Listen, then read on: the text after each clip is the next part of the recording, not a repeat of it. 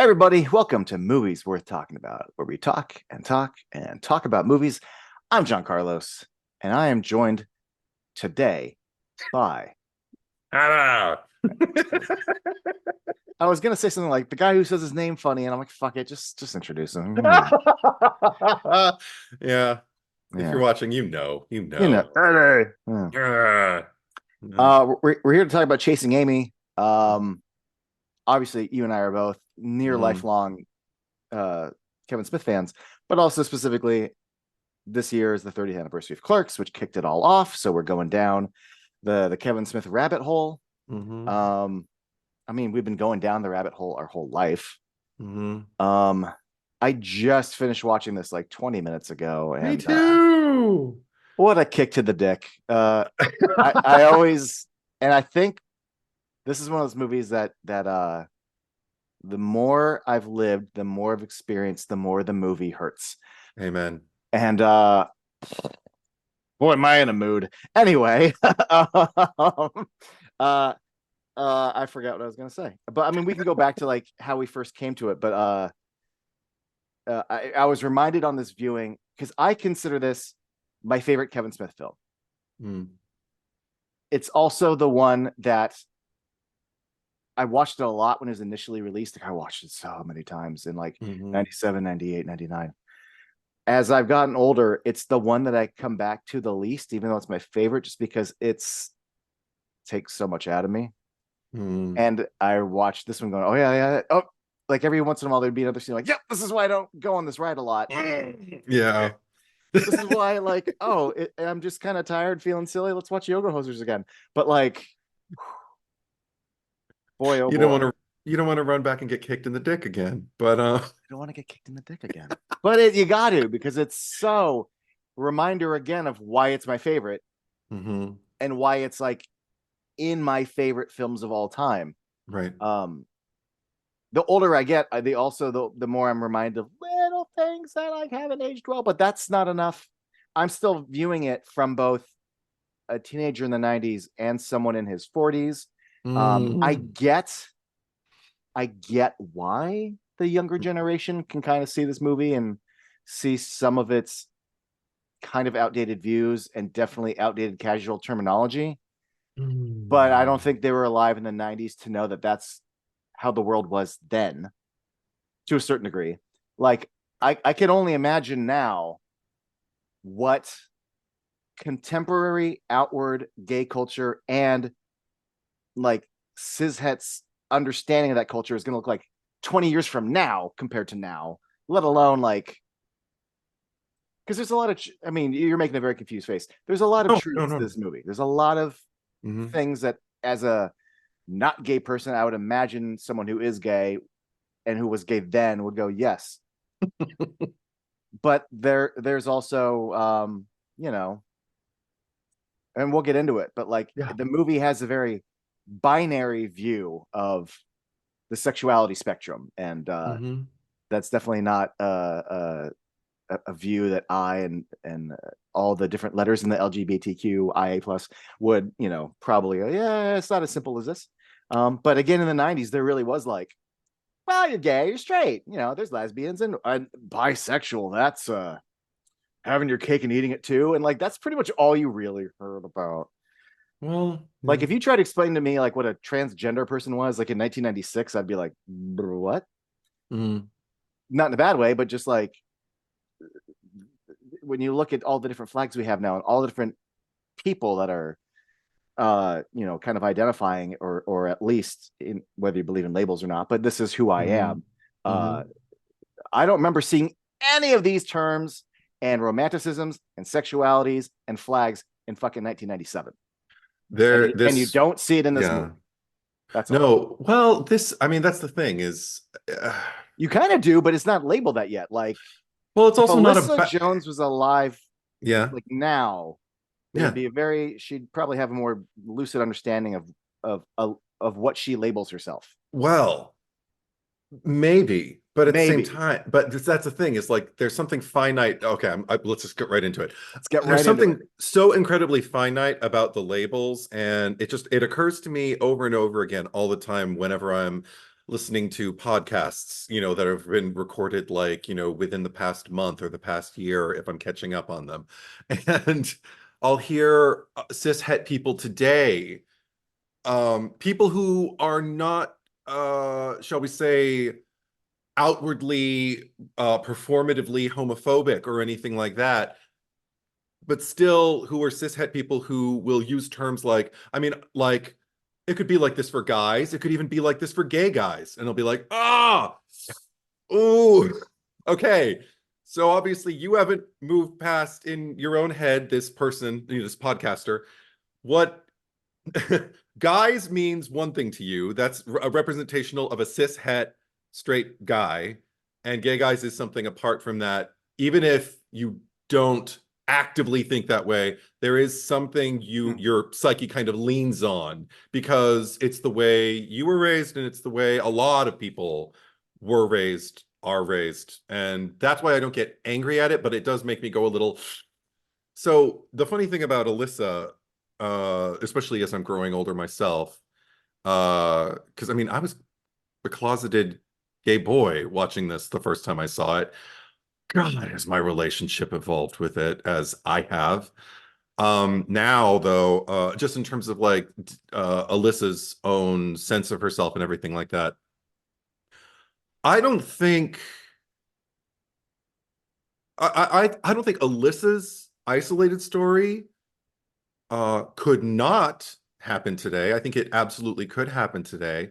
The thing is, there's just more avenues, there's just more labels available, and more, I think, opportunities for you to conscientiously look at something and go, well, am I that, or am I that, or am I that, or am I that? Whereas I think in the 90s, certainly for myself, and for a lot of people I've had a lot of conversations with, it was much more about like, here are the labels we've been granted, which are basically like gay, bisexual, straight, which are you?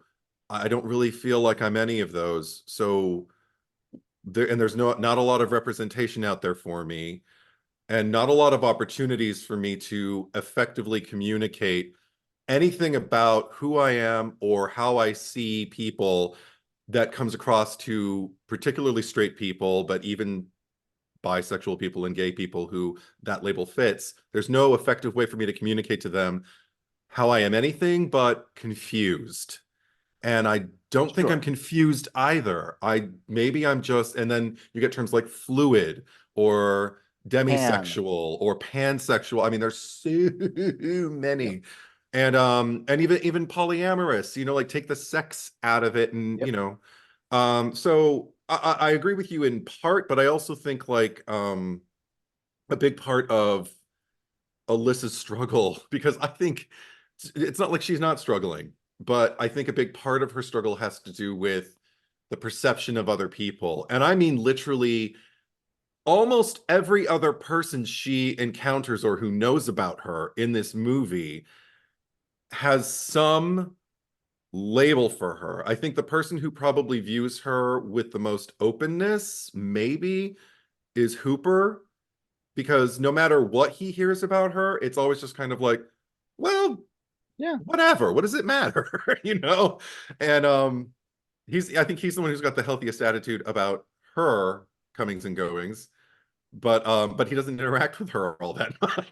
We don't get to see a lot of screen time, and we don't get to see Alyssa engaged in a lot of conversations with people who aren't Holden about kind of defining who she is. And even though, again, there's something going on with Alyssa that is, I feel, come to clarity about who she is, what she wants, but just isn't completely open about it. And she even makes, yeah, I guess, kind of makes a case to Holden about like eventually about why she went that route. yeah. I'm glad you said eventually, because she's not Mhm. being fully open to with Yeah, Holden. yeah, Um, and I don't know if I want to get into it now, but I understand. I don't agree with him, but I understand how he. I don't think he deserves to be getting that upset, but his mhm. feelings of not knowing about some of her truth Yeah. is something that was withheld. Hmm. And I feel like I would love in a perfect world for that conversation to have happened organically down the road where she goes, well, this is what it's time for me to share that Yeah. you aren't the first guy I've been with now, but Yeah. that's not the story we're telling. However, No. um, I think you articulated all that very well. I don't think I started in the beginning. All I was trying to kind of allude to was the idea that nowadays, Yeah. just on paper, if you were to describe Alyssa Jones's kind of journey in like a sentence or two, I go, Sure. oh, okay, so she was with guys for a long time. She was with girls. Now she's with a guy. Yeah. She's clearly either some sort of form of fluid, pansexual, whatever, you know. Mm-hmm. However, and that's why I'm saying, but also maybe she wouldn't identify as that because even on this emotional journey she's on in her life, when we meet her, she is. I hate to say the word choosing woman because there are little bits in this movie where it still makes it sound like there's a choice involved, and Mm. but there is a period where how do I, for anyone who's watching this show ever for the first time, I'm a basic cishet. I don't speak on behalf of anyone in the LGBTQ community, and nor am I some kind of No. expert, but I No. can speak to this. Not Yes. speak to it, but this is just what I know. Uh, in life, I have known all kinds of people. Yeah. It's stupid to be like, I know some gay people because I also know all kinds of people. Yeah. Yeah. But I have known several lesbians, Mm-hmm. not all, but several, whose journey starts with I date men. Yeah. Um, Much like how Alyssa says, I was never given a map at birth. Mm-hmm. Some people are given a map at birth, and that Yeah. map is cishet normalcy. And just like how in real life, I've known people who had to go out with men for years to kind of look inward and go, this isn't what I want. I know people Yeah. who lived life for years as bisexuals to then eventually also realize, actually, this doesn't interest me at all. I just want this. And Mm-hmm. it takes sometimes years or decades to find that inside yourself, and own it. So Mm-hmm. I also see a version where Alyssa, when we meet her, she's identifying as a lesbian. But Mm-hmm. I don't think when Holden's like, what? She was with men. I watched that when Banky gives him the yearbook. Yeah. I watched and just that initial like, oh, she's been with guys, and Holden's like, oh, he's a fucking liar. This is bullshit. She's never been with guys. Believe me, she's never been with guys. My first response as a 43-year-old in 2024 is, yeah, she's been with guys. So Yeah. not just for whatever, like state of acceptance that I have, but also I know lots of lesbians who were with Mm-hmm. guys. Mm-hmm. That's kind of the world they're raised in, and not everyone gets to just be like 13 and come out of the closet and be like, I'm a lesbian. Uh, Right. so it's a very believable journey for her. Then I just find I feel like no matter what era her story is happening in, Right. starting out with guys, Mm-hmm. and then also, and this is wherever it goes, to be like, well, and now I found you, you know. Mm-hmm. Mm-hmm. I agree. Yeah, no, that incredibly well said. I also want to say, in terms of Holden's initial denial of that, all he has to go off of is what she's let him in on up until that point, because she called him the least likely candidate or something Yeah. while she's laying there in that incredible scene, which we will discuss in depth what we're doing, because I have some shit to say. But during that exchange, while they're, bathed in that glorious blue light together, and she's basically just laying at least the first part of her truth, for him about her journey, um, and why him, like why she chose this particular thing. Um, she said she calls him the least likely candidate, and subsequently says, like, I mean, you were a guy. So giving him every impression that he's, fucking, it's ironic to say Columbus, isn't it? Discovering land that already done been discovered. But Yeah. how about that? So actually it's quite fitting, but fucker. But anyway, there's something, well, I'll just get into it with that exchange. It pains me, and it has for maybe the last, oh, I'd say at least two decades, whenever I do return to this film, because I do every few years, for the same reason you expressed. Like, number one, I did watch it relentlessly in my teen years, and particularly when I went to college. When I was at NYU, it was on one of our movie channels that we had for the university, where they would just show movies 24/7. And that movie was one of like five movies that just cycled over and over and over again. And every time it was on, if I was in my room, I'd have it on because it was, I don't know, there was something about it that was oddly comforting, and everybody had an opinion about it. And there's so much to cover, but where was I going with this? Okay, so they're sitting there and they're talking about, she came to this on her own terms, and I can understand why people might miss so much of that speech, because initially when I watched it, I did. I thought the way most people did when they go into that movie, and most people when they see the movie only once, maybe even twice.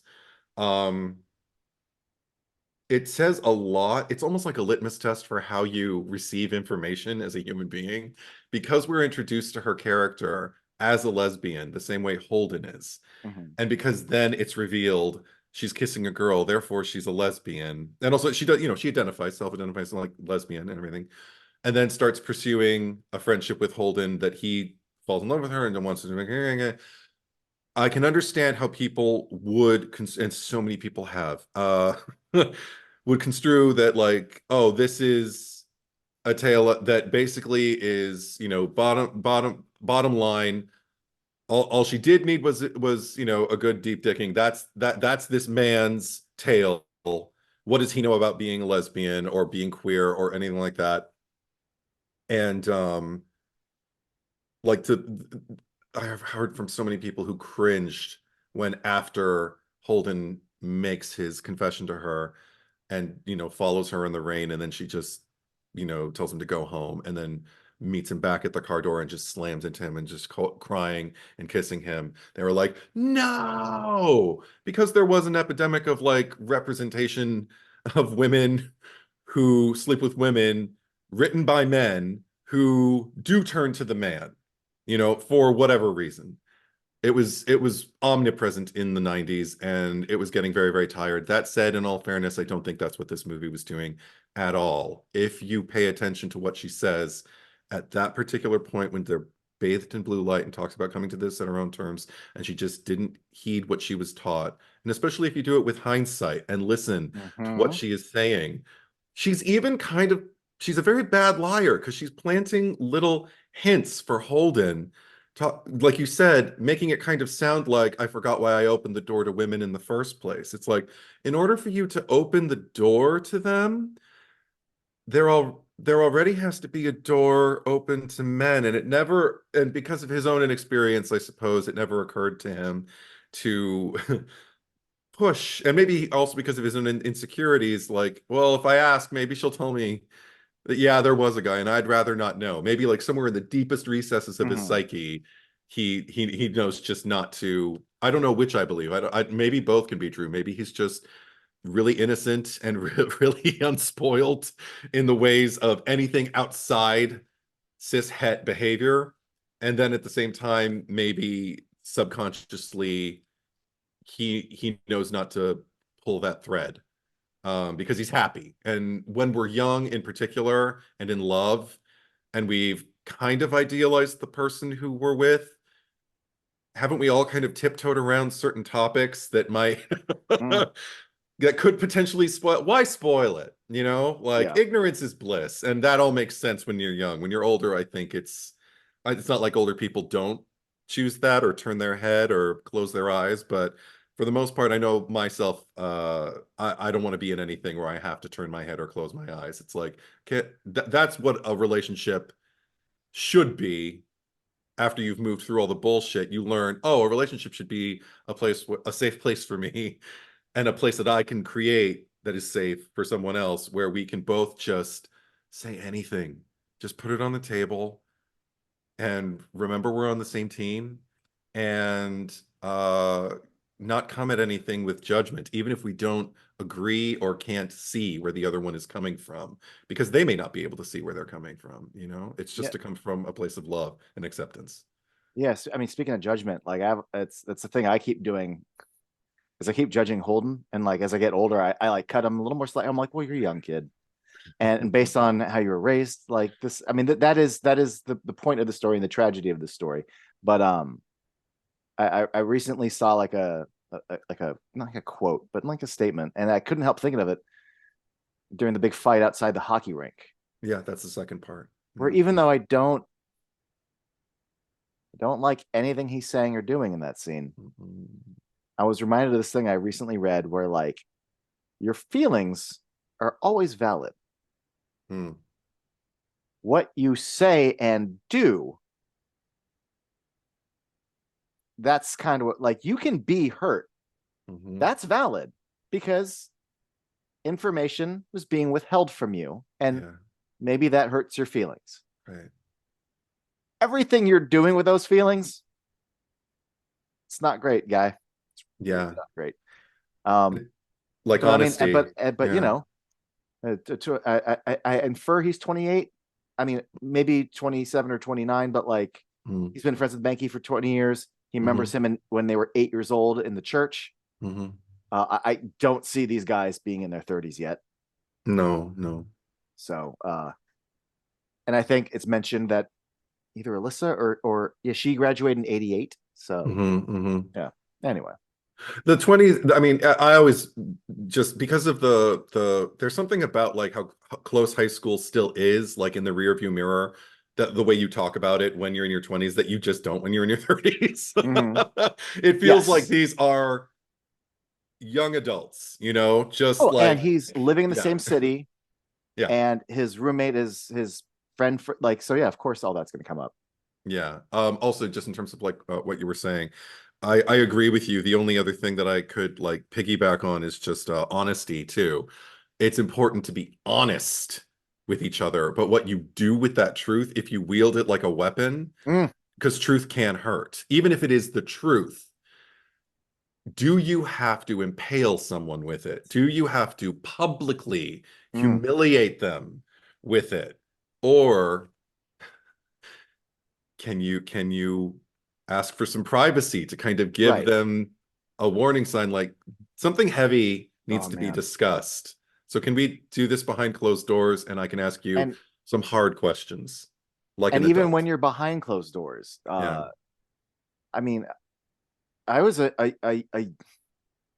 was a young man who had Hmm. fights in relationships, Yeah. and when you have, even when you, I hate that this is how I used to view things, where like if you're having a fight and you have the truth, then you're right.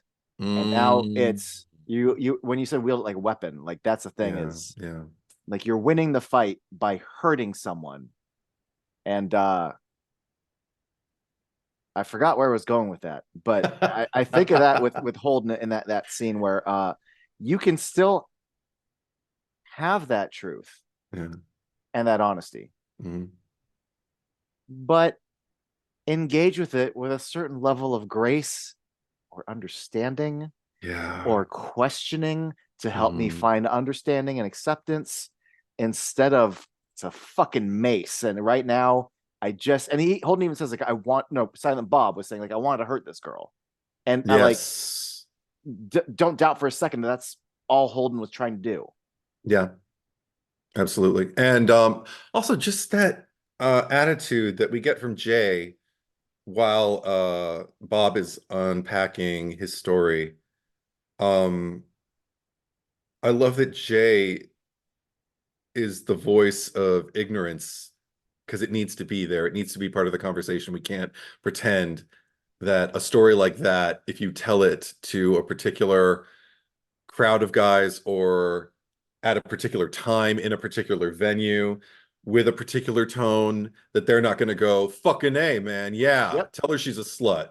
She shouldn't have lied to you like that. Like, okay, yes, she shouldn't have lied to me, but does that really excuse me labeling her with words like, slut, or even telling her, you don't understand what happened to you. I understand what happened to you. You were used.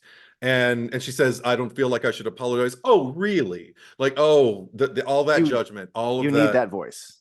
You need And somebody Eddie, to cheer that on. I can tell you from personal experience as a hetero with friends with a lot of heteros, like Yeah. yeah, All we can sometimes do is you need to exhale. We can just, yeah, sometimes you take the time to go, hold on, yeah. Nope, let's yeah. we don't need to do that. Yeah, Yeah, but even now in different easy guys. avenues, even in Yeah, different avenues, you have sure.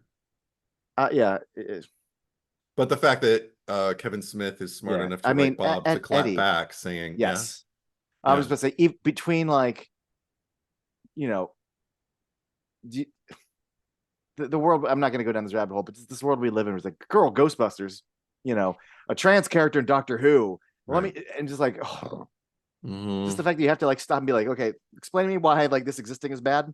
Yeah. Yeah, Oh, yeah, can we take a minute to just no. Um, yeah, and that comes in relationships, that comes in Star Wars fandom. Like there's so many different avenues where there is an energy that sometimes you need to silent bob it and go, no, yeah. this was wrong. Let's try to explain why for a moment. Especially when he's telling his own story, the fact that he has the hindsight and the maturity at this particular point to at least say, "No, you idiot, it was a mistake." Yes. Like, call him an idiot and tell him it was a mistake you made and explain why. Yeah. And He and may not even get it, but but Holden does. That's the thing. oh, Holden's the one. but he takes all the wrong lessons for that conversation, though. That's the problem. But Well, yeah, like he like Silent Bob is giving what he needs to hear, yeah, but then he only hears like about 70% of it, and then like the wheels spin like, yeah, yeah. I don't have enough experience. Silent There- Bob didn't have enough experience and he has regrets. I don't want to be like him. And then his response is, I need more experience. Oh No, God. no, stop. You're young and stupid. You took the wrong lessons. That's Yeah, the tragedy of the third act of Chasing Amy is he takes you're. the wrong lessons. It's so astonishing how personal this movie is, and that's why I don't think. I mean, terminology or tropes or, what's the word? Even other thing I'm looking at, just like tendencies to lean in a particular direction, things that might have been humorous at one point that we don't often find humorous today. All of that can be considered when discussing this movie in hindsight. But at the same time, there's something so at its core that is so, and this is why you and I are both after finishing it, and because um at its core, it's so undeniably human, and even the characters who I'm not rooting for, shall we say, in terms of like their objectives throughout this movie. I'm talking about Banky, but but even characters like that, or even Holden, like I like the fact that there's enough written to dimensionalize them in a way that doesn't feel motivated by like a screenwriting course. It feels like Yes. Oh, people exist, and people, if you spend enough time with them, may accidentally even show you some humanity of their own, a sliver, something about them that they care about, that they're afraid of losing, and that matters, that actually means something to them. And I feel like every character in this movie does that. yeah. Thank God. In fact, So I would say like, I mean, you're speaking about, but Banky is like the master class of that yeah. script. Like, and let's just get into it now. When Jason Lee arrived in Mallrats, Hmm. we didn't talk about this in the Mallrats discussion, but I'm always fascinated by people who. I'll give you a good example and then why he's different. Alan Rickman in Die Hard, Okay. first movie. Obviously, he's been acting on the stage for a while, Sure. but like, Sure. I marvel at the fact that like, can you imagine being an actor when you come out the gate, your first film is fucking Hans Gruber in Die Hard? Wow. It feels like you arrived in cinema fully formed and you Yeah. are a force to be reckoned with. And Mhm. that's how I felt about Jason Lee and Mallrats. Technically he was in like Mi Vida Loca for like a small part, but like Mhm. I look at Mallrats and I see like comedy's hard. Finding the truth in comedy and blocking. I imagine you come to set and you're like number one on the call sheet, unless maybe they put Shannon Doherty as number one just because she was a name. I don't know. Sure. But we're setting up the shot. We have to walk backwards. You turn around. You pretend like you get hit. You fall because the thing hit you in the face. We're doing physical comedy, and the fact that you've got all this charisma that you showed up, and you're already fully formed and firing on all cylinders. And I just think this guy's amazing. Yeah. And then I see Chasing Amy, and I go I know Affleck would go on to be in several things, and I'm not regretting because Jason Lee did show up in a few other movies, but in smaller roles. But there was this time where I felt like, man, this is your guy. Like, I believe in my heart, Jason Lee was born to perform Kevin Smith dialogue.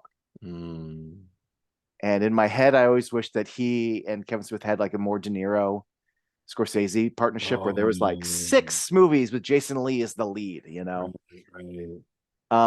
But this viewing just reminded me, if there's all that charisma and the fact that right at the gate you can overcome the pressure and understand the blocking to have this really hilarious, charismatic leading role. But to now have this guy that, not to make comparisons, but there is so much emotionally and intentionally going on with him. There are moments in this that I don't want to say I forgot, but I'll tell you what I almost forgot in a second.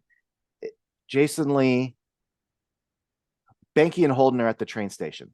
They're going to go to the Boston Con. They got a last minute invite. Right. He immediately, when he's showing the kid the porno mag, and Holden goes, hey. So I'm going to stay here. You're going to go to Boston because Alyssa's in town. So don't forget to plug the book. You don't need me. There's no signing. And I'll see you. And he walks away. And Banky looks at him and like kind of looks down. And in the span of like 3 seconds, we see him like process like, wow, you're leaving because she's in town over a girl that you can't even. And what about like, this is our job, man, not just our job. This is a thing that we as partners built, and you're leaving, and not just the job. It feels like me, like, and all that worry is a silent performance over the span of like 2 or 3 seconds. Yeah. And I just watched that. And it's not a showy monologue. I just watched that and went, I forgot how you're one of my favorite actors. There's a period where like late 90s, early 2000s, I'm like, fuck, I will go see everything and anything Jason Lee was in. A Guy Thing, Dreamcatcher, Stealing Harvard. Like, I went to see every Jason Lee movie. There are things about him that are so incredibly vocal. And yet he also could have been a silent film actor. Do you know how great it is when Alyssa's making out with the girl in the club, and Frankie kind of looks to his left, he looks around to his right, and he looks over there, and grin. Like, it is Chaplin, it is Harold Lloyd, it is. Well, how about just a few seconds earlier? Let's go to his entrance in the frame. Oh, with Holden, like with Holden, he just and I looked at, because I knew what Jason Lee was giving at the moment. I looked at Ben Affleck's Holden's reaction, and you could see him smiling, and it slowly drained out of his face because he's like, Banky doesn't smile. Oh shit, he's being a dick. And then that smile drops off Banky's face. Oh yeah. And then in walks Kim. And Banky's just checking her out and looking just kind of disgustedly at Holden. And then the song ends. Kim and Alyssa meet each other about halfway, right? Because they both run out of their respective shots. And that's when every time we go back to Banky, like, the grin all of a sudden now ignites his Yeah. face on a goofy ass level. And, It's like and a it's like a comedy morph. mask. It's like the Yes. Grinch Like, or the yes. fucking in Zootopia when they work at the DMV. Like, Yes. yeah. I knew exactly what you're talking about. And so, but then he's just comedy mask like clapping. But what I love is as well as I know this movie, I know the running commentary as well. So I remember at that point, I think it was Kevin Smith laughing at the way they edited it. Banky looks at two girls making out, looks at in the other direction at another two girls making out. And then the third couple he's looking at are two women talking to each other. And that's what makes him realize that he's in a lesbian bar. And that shit made me laugh out loud even during this Yeah. screening. I was just kind of like, oh, that's fierce.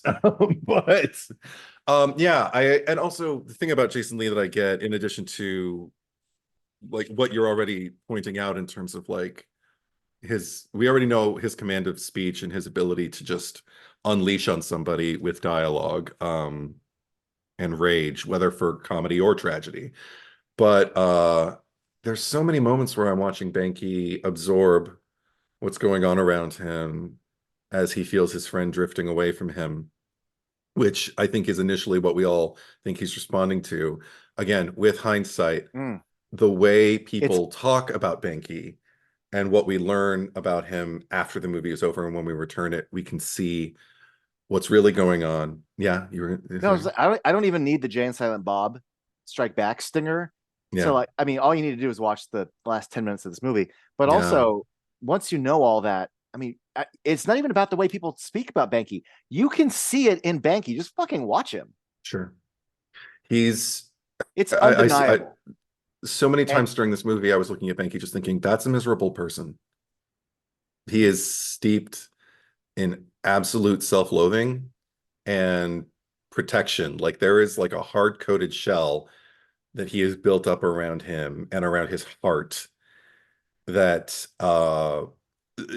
I love the line that Hooper tells Holden while they're looking at CDs. He says, don't something like, don't fool yourself, that boy loves you in a way he's not ready to deal with yet. And yeah, if you watch it through that lens, you're Mhm. watching a sad, broken boy Yeah. who doesn't even know how to begin to deal with his love for his friend, and is again kind of like Holden, like not pulling the thread with Alyssa once that ball gets rolling with their relationship. Feel like Banky is equally shell-shocked into not pulling at his own thread as to like, well, what does Holden really mean to me? But the threat, it's funny to me because I think like the threat of Alyssa, even there were times when I was watching it this particular screening, I was like, I don't even think he's afraid of losing Holden or anything like that, so much as he's afraid of what it's going to unlock in Holden if Holden becomes this benevolent, compassionate, open-minded, uh tolerant human being who doesn't want to hear words like dyke said around him and corrects him and says, call her a lesbian.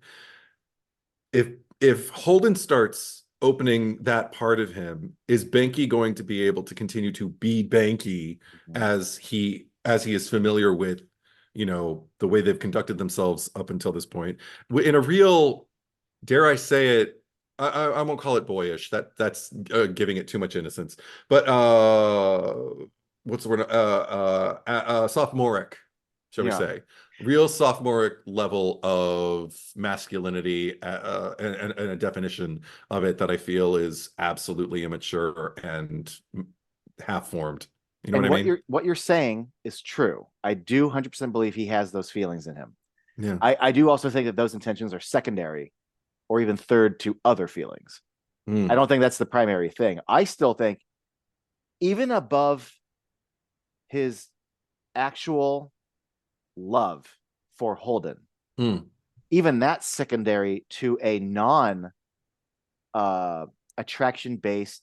I love this guy so much. I just want to protect him. Like Mm, when he says this is going to end badly, yeah. when you haven't like, I genuinely think even through all that bullshit bravado and aggressiveness, he Yeah. doesn't want to see his favorite person get hurt.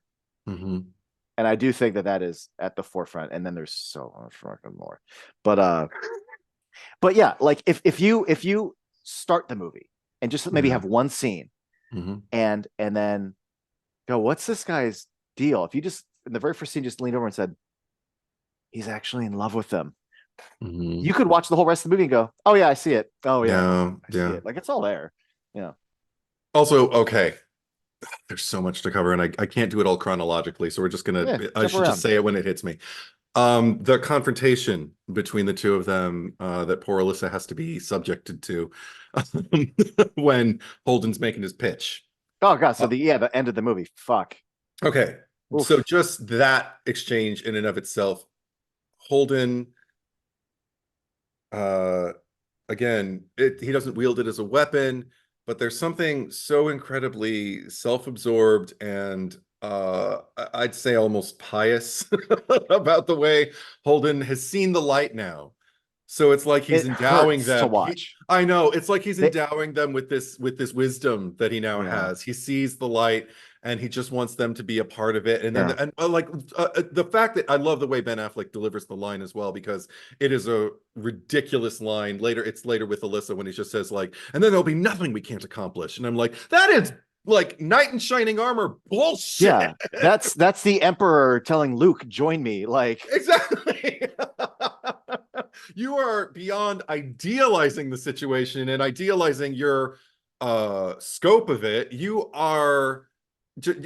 built up this fantasy world that has nothing to do with anyone else's feelings, because you've convinced yourself that you know better than they do what's right for them yeah. and for you, when you're still like the least experienced guy in this room. Right. And the fact And that you said that cap off exactly what you just said, it kills me yeah. when he lays it all out and Alyssa's just like, well, what does that say about me? That's not what I want anymore. That's not who I am. And he has the fucking balls to say, because he's in that zone. Mhm. What you're saying? No. I mean, what does that say about me? I'm like, oh, you idiot. The fact that he's like, oh, you can bang these guys whose names you don't remember, but you won't share this thing with me. I'm like, bro, you are really not getting that this idea isn't what she needs Mhm. for you two to fix this. Yeah. That line in particular, and I mean, when she said it, occurred to me like a couple days ago when I knew this was coming. And, sometimes just memories come. And I remember, because I know this movie like backwards and forwards pretty much. And I just remembered her response to him when he says, I thought you'd be into this. And she says, you did. What does that say about me? That is one line that I think if this movie were made today would have to be tweaked. And initially I thought I would have liked it. I mean, I like it as it is, but it makes it kind of timely for 1997 as opposed to like kind of relevant and timeless. Um, at first I thought I wanted her to say, you did. What does that say about you? In Yeah. terms of like the point of view that she can see where he's coming from all this. I'm well, But yeah, but I also thought it might come from a slightly judgmental place on her part. And I thought, I think I'd even prefer it even more. I thought about it today. If she said, you did, what does that say about us? Like this relationship, you it's know? funny because the way you describe like what I see when she says, what does that say about me? Isn't Yeah. to me what she is saying is what does that say about you? Because that's your view of me. Right. Right. This is what you're focusing on Hmm. as now the thing that you are putting on and defining me. Whereas I have said that I'm not living in the past. Hmm. That's not what I need anymore. And I've lived through it to know. But the fact that on this fucking high horse, that he has the gall to say, what does it say about me? And she goes, Hmm. but I, what I found is I want, what I want is you. What I Yeah. want is this. And I don't need this foolish idea that you need to, Now, if I mean, I'm not saying it's right, but if he came on his own, organic, separate of this relationship, say, hey, look, I'm feeling feelings where like polyamory is, and I need a partner who, great, have that, but this is not. This is some foolish. No, Yeah. no. In This fact, is it's one I of the have the solution to our problem, yeah. In which fact, no. it's one of the only times in the diner scene where I actually agree with Jay, and I love when dummies have just the purest truth, and they don't even think they know that they're being wise. Uh-huh. But he's going, well, she's had all this experience, and what am I supposed to think about that? And Jay's like, think good, you ninny shithead. Like, she's been through it all, and she's settling for your boring ass. And I'm like, Right. no, but she even said, like, I've been through it all, not necessarily in a good way, you know. And I found the fucking missing puzzle piece. Mm-hmm. You should be fucking happy. You should Yeah. be happy about any journey someone's been on, as long as it ends with you. Like, what a It's fucking moron. interesting. Like Yeah. there are just as many cishet straight guys that I've talked to about this movie who, to their own shame, would express to me, their point of view and how they share it with Holden. And this was all, younger guys. Mhm. I didn't speak to a lot of like, men 35 and up who have expressed this, thank God. But I'm sure somebody out there is feeling it. So we're all on our journey. But it does seem like hopefully a primarily young thing, or an inexperienced thing. Sometimes the two go hand in hand. I remember talking to a lot of guys who are like I'm going through that right now. Like, she's had so many more experiences, and I'm like, and she's with you. She's choosing you. That means she didn't find. Did you not watch the rest of the movie? She Yeah. didn't find what she was looking for in any of that other stuff. She wants the Bob, you Yeah. know? Like, don't if you don't want to think about it as your boring ass, then don't think of you as the Bob. She Yeah. wants the Bob. And like Or think you this, don't create a problem. Don't spoil a good thing. Go on, yes. or not to think too childishly about it, but if you're, I don't want to say romanticizing, but threatened or whatever by all this sexual activity or whatever, she's picking you over that, which means in a simple brain, like, you're more exciting than all of that stuff. And shouldn't that also be comforting to you, like in a Cro-Magnon kind of way? Like, I guess if a guy can't believe it, if he doesn't, and again, that's something that motivated Alyssa to withhold the full story from him anyway, and that I think she was dead on when she said, like, I'm sorry that I let you think that mm, you were the only guy I'd ever been with. I should have been more honest, but it just seemed to make you feel special in a way that me telling you how wonderful you are just wouldn't, register or something like that. right. And I'm like, it's all there. It's so all there. And then she apologizes after she says, like, she is not going to apologize for the pubescent antics that she Mhm. had, and for the fact that she wasn't given a map from point A to point B. They were her choices, for better or worse, and she's not making apologies. And she doesn't. She doesn't apologize for them. What she does apologize is for withholding the sliver that she knew would bother him. But the fact that she was right, and the fact that that's the part that resonates with so many of the guys that I've had conversations with about this. And when I say guys, I mean straight guys. We're kind of But dumb sometimes. right.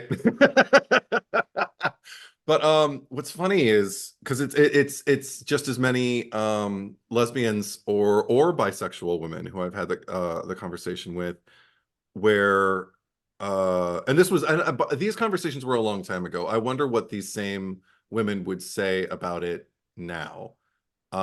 Because back then, I think the line that was towed most often, and it was kind of exemplified by this girl in An Evening with Kevin Smith, the first discs that went out, when she asked him the question and basically made the point that she feels like she understands the story's not saying all Alyssa needed was a good deep dicking, but she feels like guys can still watch the movie and feel like all Alyssa needed was a good deep dicking. And Kevin Smith had a really good exchange with her, I felt.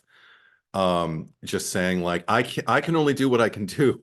I can't be held responsible for idiots watching literally that argument come out of the idiot character's mouth of the movie So therefore, it has to be completely, unfounded.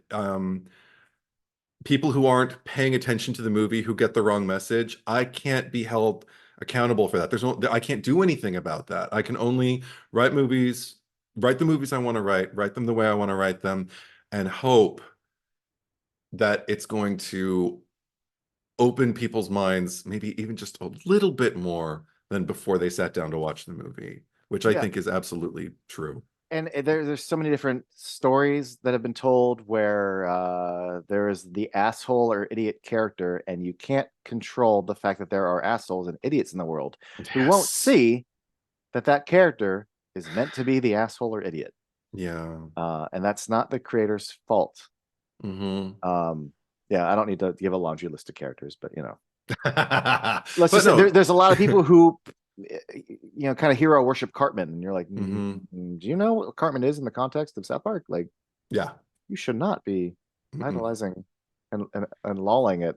We idolize I mean, you're supposed to laugh, but yeah. Anyway, but no, yeah. but we also idolize strange characters. Like, I mean, you and I are huge horror fans, Mm, but I love. and Yeah, yeah, and people, who's your favorite slasher? I can have that conversation without judging myself about like, oh my gosh, why am I admiring slashers? Like, I'm yeah, past that. Like, I know that right, I'm not like admiring slash.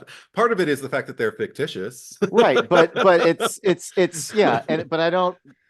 You know, when Cartman jokes about like or not jokes, but when he's being like anti-Semitic, I don't go like, ah, yeah, No, no, Jews. no. Like, It's about what in that part. same way, I don't go Freddy Krueger, yeah, killed children. Like, No, and it's yet there about are people what who, part is this character playing in the greater yeah, scheme of the story, the actual the themes of story the retelling, story.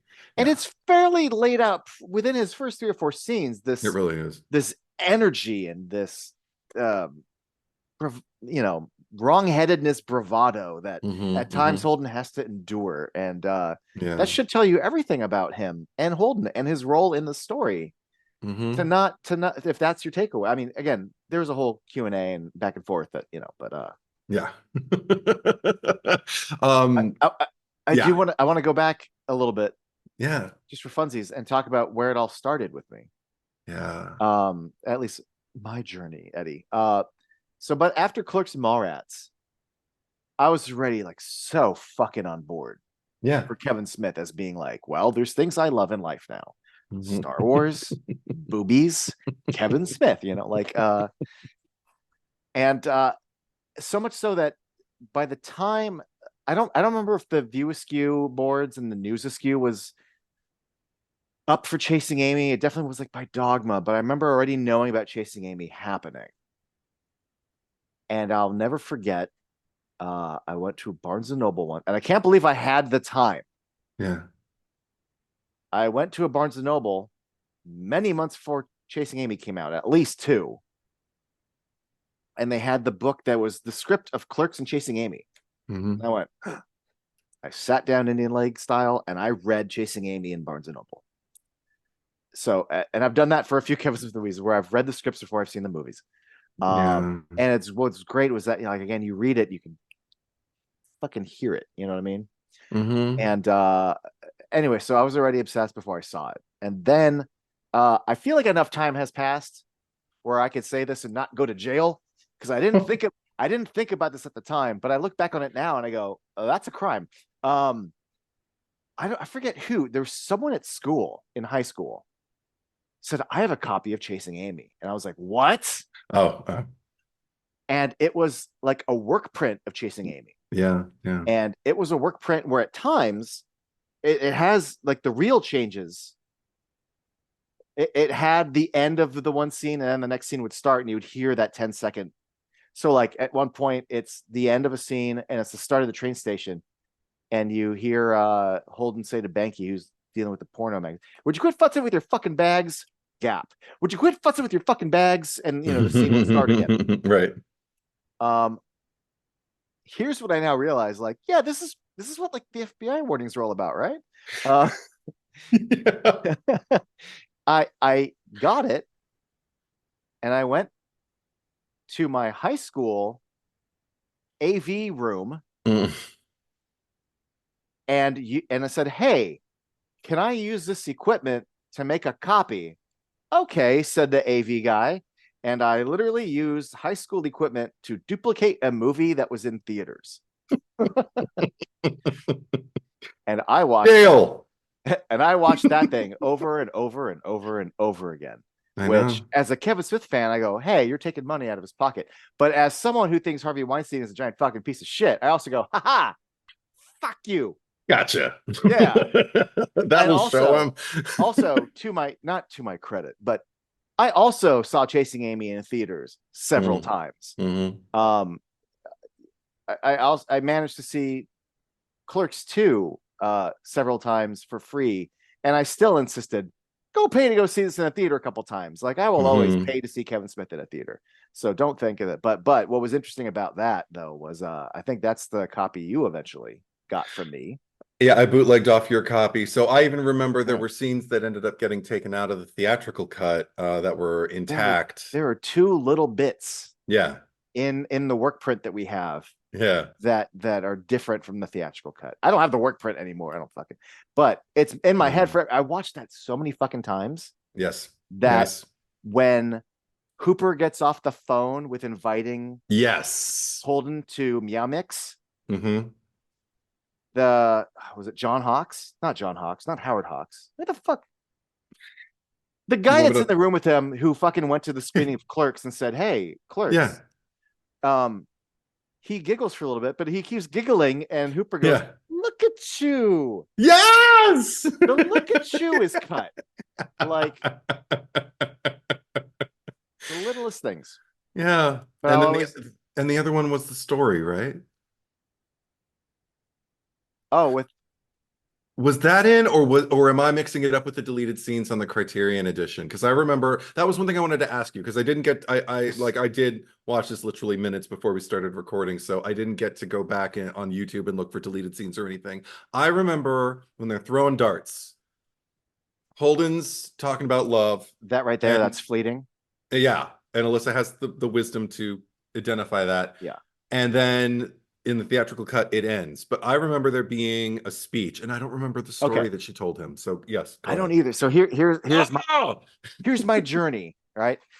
I've always felt this way about it. So, and I don't know where it starts. I always knew, and I thought it was because I read it, but now you're making me think it was because of the work print that I saw. Okay. I always thought, because I always was aware that he goes, see those people out there, you know, they're kissing, isn't that great? She goes, that's not love, that's fleeting. I'm always aware, even to this day, that she then talks. And then it just cuts to her going, well, it was nice to meet you. And I always feel like, oh, I know I'm missing that. I always thought that I had watched the deleted scene and I had read it. But now you make me wonder, or did I see it? But yes, there is a whole speech she gives that is cut out. Yeah. And I can't help but also wonder, I don't really have many criticisms for this movie, but if I have one that would be close enough to sound like a criticism, it's that when Holden was explaining to Banky, you know what it was like when it was just the two of us. Like, we shared a moment. I feel like their exchange with the darts, like, I don't get that full impression. I get that he latches onto her, but I feel like her speech about how that's not love, that's fleeting. Yes, that is more of a connection. It's they're really talking about something now. Yeah, and not just kind of bantering. So yeah, I don't remember if so you're not wrong. There is a speech. Right. I just don't know if it was in the work print or not. But it's definitely there in the script. The only other change that I can remember, and it's minor, and I absolutely get why Kevin Smith took it out.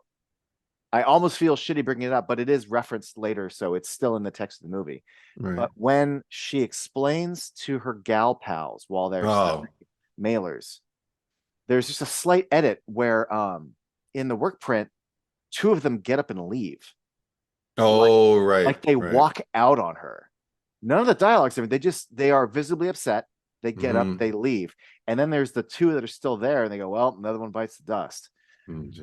And I get it. Like, it comes off as really abrasive, especially if you're like a cishet dude, like writing like a gaggle of lesbians that this is how they would respond to. So all you have to do is change the editing a bit, and it's implied that they're still in the room. and I feel okay talking about that choice, because I wonder if Kevin's just like, don't fucking say that. But Holden says to Alyssa, like, he mentioned that you've been ostracized by like your friends. Like, so I don't need to see two girls get up from a couch to know that she has, quote unquote, been ostracized.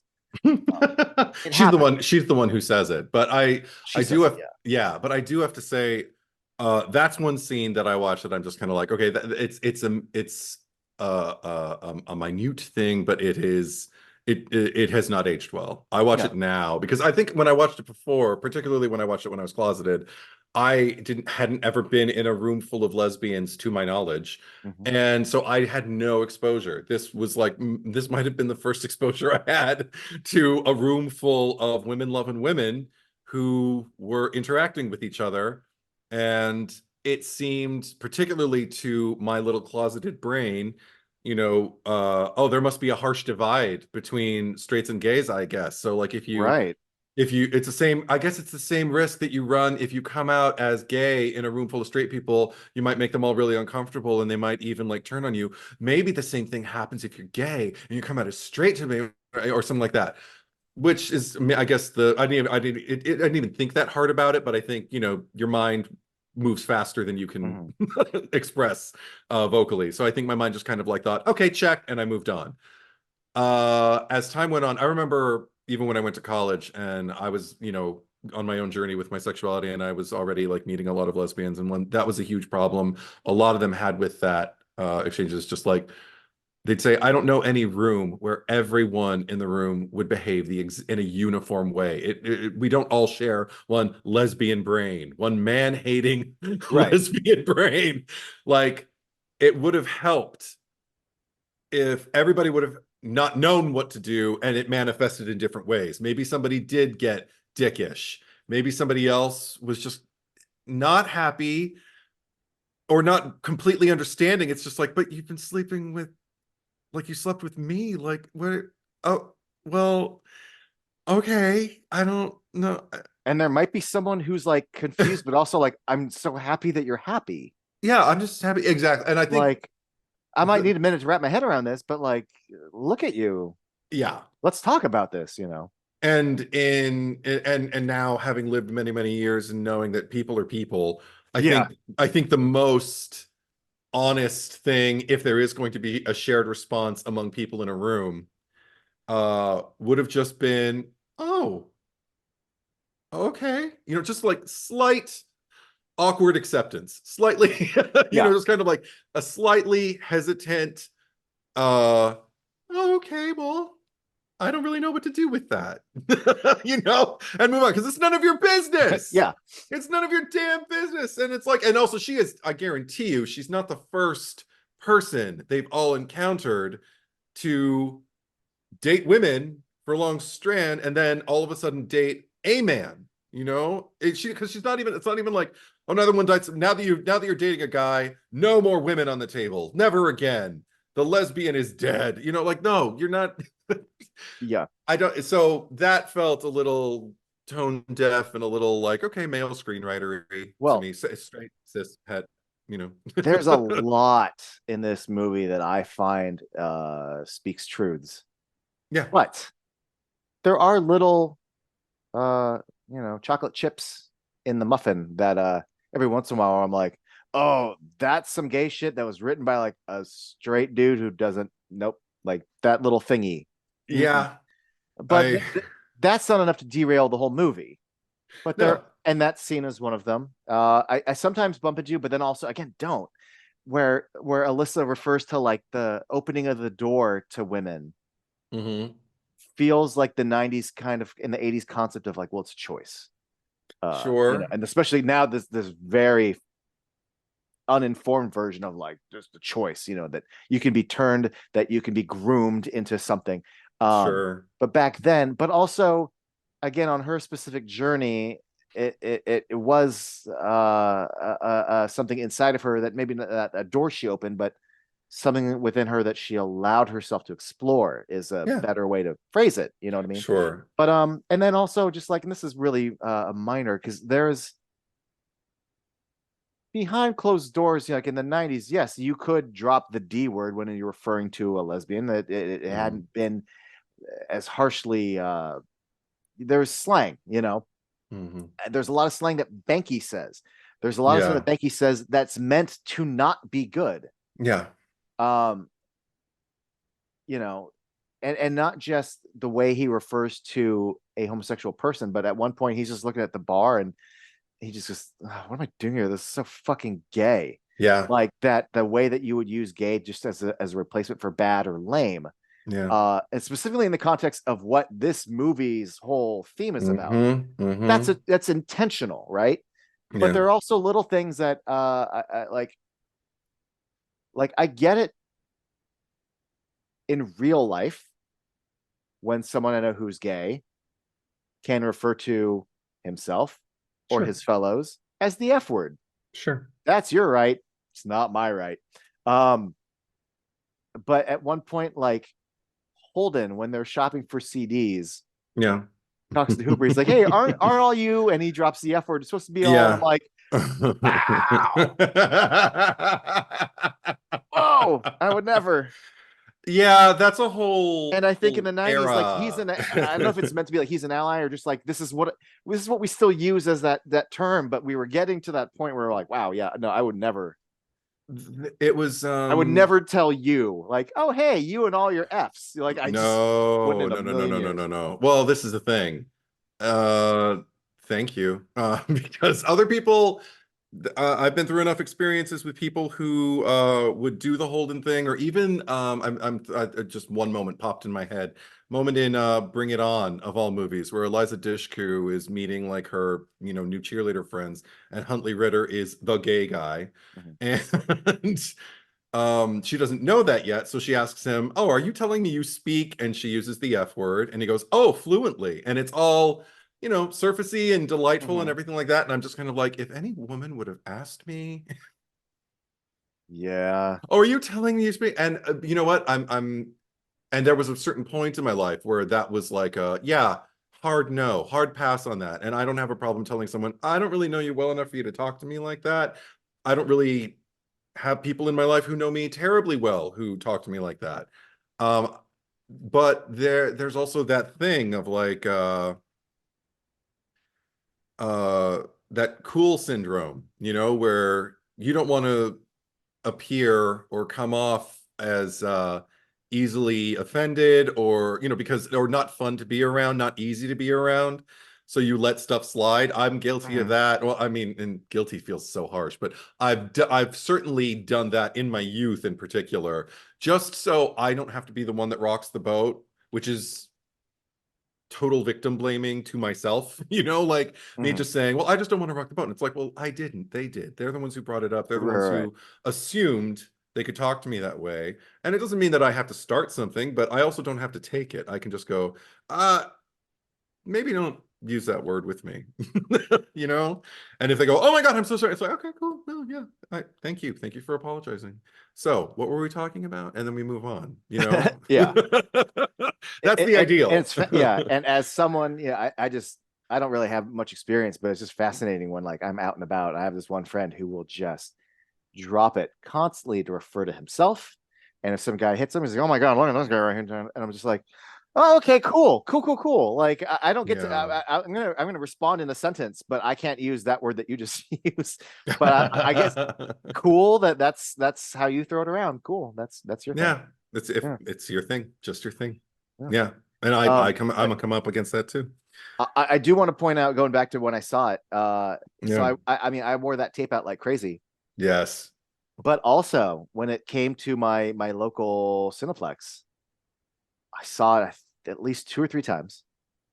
And what a great movie to like grow old with, because there's a party when I'm 16 going on 17, there's not a lot that I can relate to in this movie.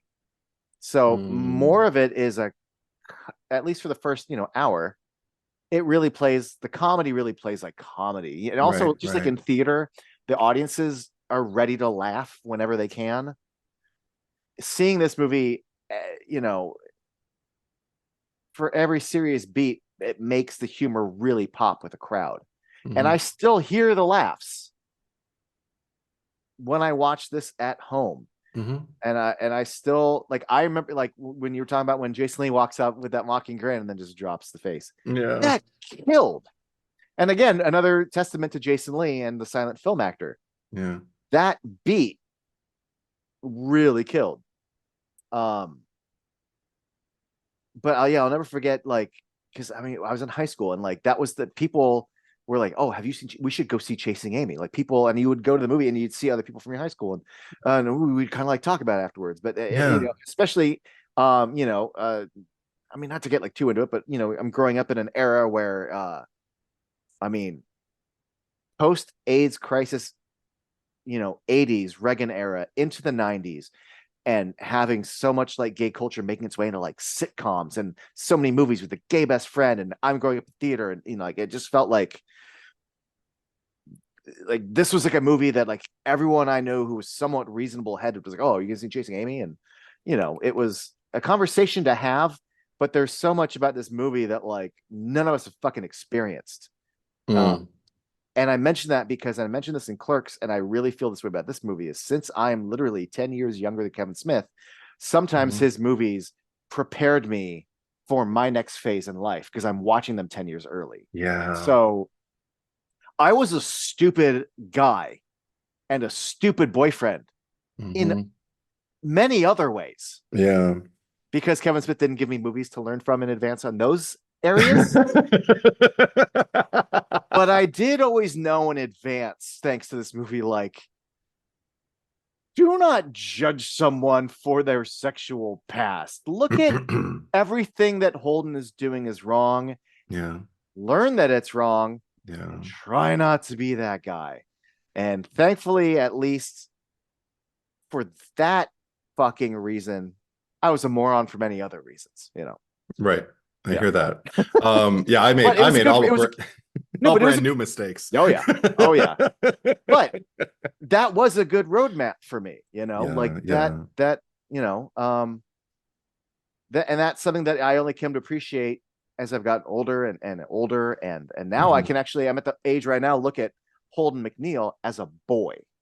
Yes, He used to be a absolutely. man. Then he used to kind of be a contemporary. And now he's a boy. Hmm. And also his choices are very boyish. Yeah, But adolescent.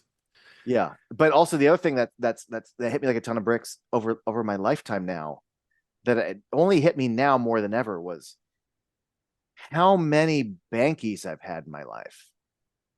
Yeah. Um and maybe not as vulgar with their use of homophobic slurs, but still having slightly homophobic views. Hmm.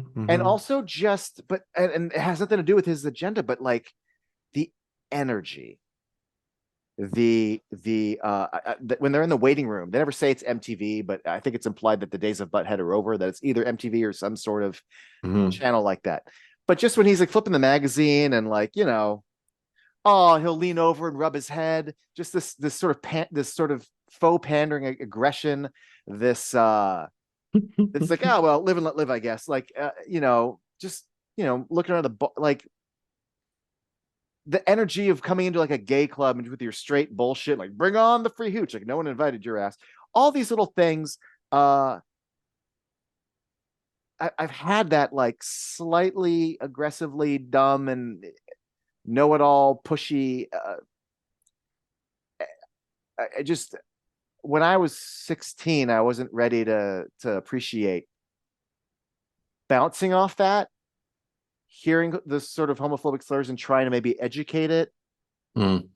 seeing Yeah. what drives certain possessiveness, like just Hmm.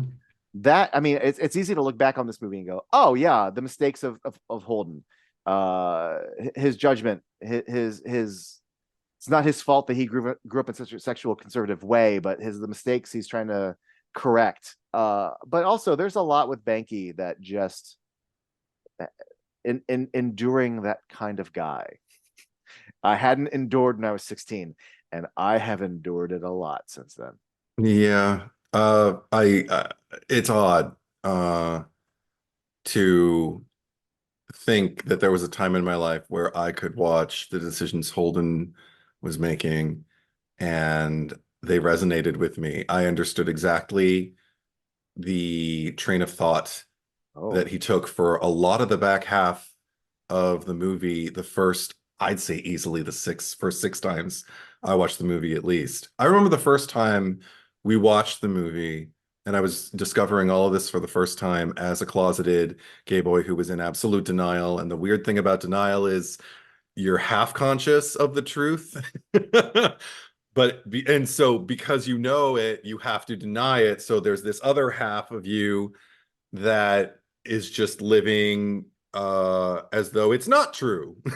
It's the weirdest thing. And anytime I talk to anybody who was ever closeted, they always kind of understand, but it's weird to explain if you haven't ever been closeted before. um, but anyway, I just remember it's like shutting down a part of yourself.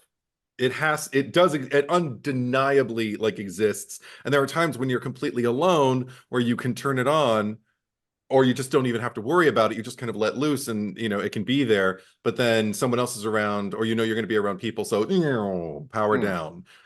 And you don't even ever articulate it. It's almost like this lizard brain survival instinct. It's so weird. Anyway, um, watching this movie, I remember, to my shame, one of the parts that resonated with me the most was when Alyssa falls into Holden after telling him everything I just said, a few minutes ago about like, I'm sorry, it seemed to make you feel special in a way that blah, blah, blah, blah, Hmm. blah. Holden, I'm sorry. And she falls into him and he just goes, just don't do that. And he's disgusted by her, or he's behaving as though he's disgusted by her. I remember thinking like, yeah, Oof. like she should be ashamed of herself. Like, who does she think she is? Like all of this puffed up defense, everything that like Silent Bob is trying to encourage Holden not to feed, inside of him. Um, I had to, just to kind of keep the walls up and keep, my demeanor. But it was so internal. Like I felt like I was sitting. I don't remember sitting there with you going like, yeah, fuck that bitch or anything like No, that. you didn't.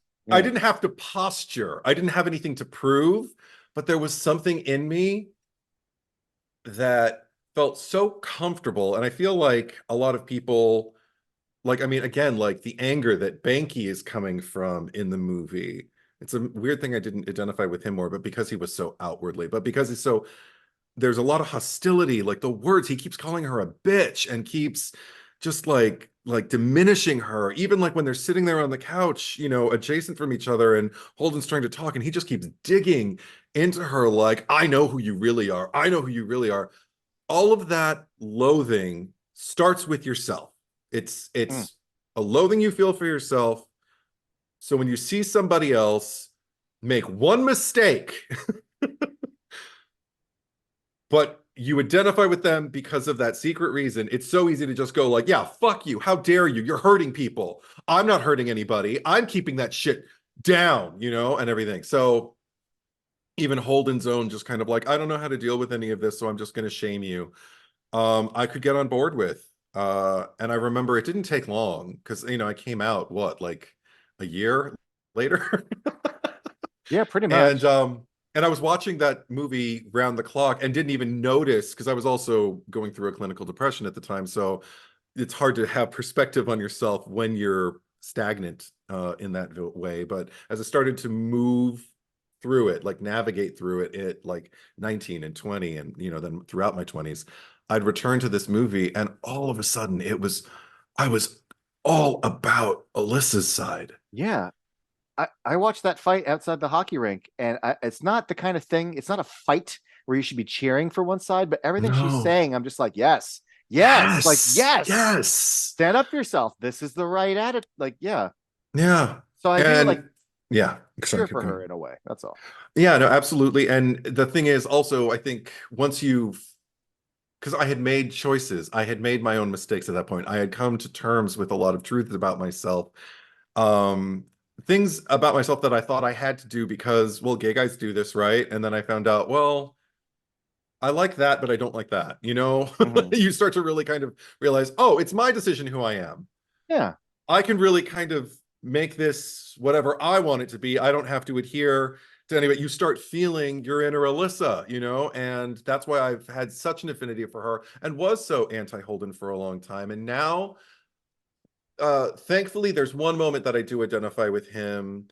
It's a very short moment, and it's very early in the movie because I do almost kind of like take pride in the fact that, like, yeah, I can see that he's young, I can see all of this, I can, you know, but I do keep it at an arm's length. I don't kind of go like, well, I could kind of see where he'd judge her. No. But the one thing that the only moment in the movie where I empathized with his kind of shitty attitude was right after he sees her kissing Kim, and then she and Kim are making out at the table. Banky's just watching, and he's just sitting there, and she's talking about like, God, I just haven't seen you in such a long time. I have to work up the urge to fuck you later and all that stuff. And he's just in there rolling his eyes and everything like that. And I'm like, okay, I don't think I'd be that demonstrative with my scorn for what's going on. But if I were in a situation where I met a guy, like I mean today, where I met a guy and we kind of hit it off, and then we went off and we hung out somewhere else, and we're like throwing darts, and he's telling me what love is and stuff, and I'm like, you know, just, you know, my interest is piqued, and then I get an invite from him to go see this band play at this bar. I'd probably be like, oh my gosh, maybe we've got like a spark or something. That's pretty cool. Or I'm looking forward to this. I'm gonna, you know, care about how I look. I probably have this whole time, and I'm gonna, you know, bring on my date smile or whatever, you know. I'm gonna listen intently, and I'm gonna try to, but I'm also not gonna push you, you know. I'm gonna do all that dating shit.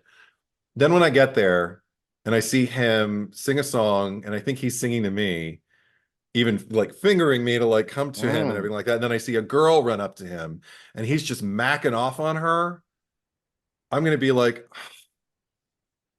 okay, then what is this? What are you doing? Are you just really, really overtly friendly and clueless? Or are you using me? Like, are you one of those people who needs to be the center of attention and needs everybody to be kind of dazzled by you and, you know, lusting after you and just kind of like, you know, so like, where is this coming from? It's a point of like confusion. Like, I don't know what this is. And you still relate this way now, or you did?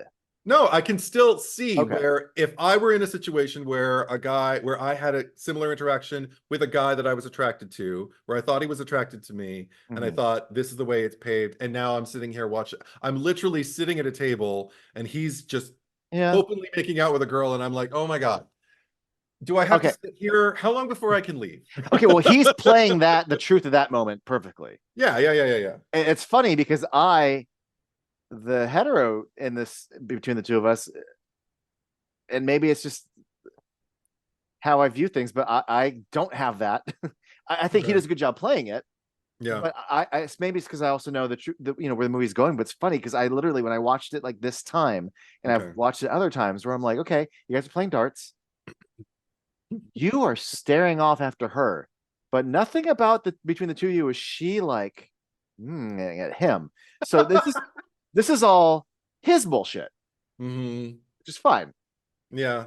Then he gets the invite, and again, I get why he's like, oh, she asked for me to come.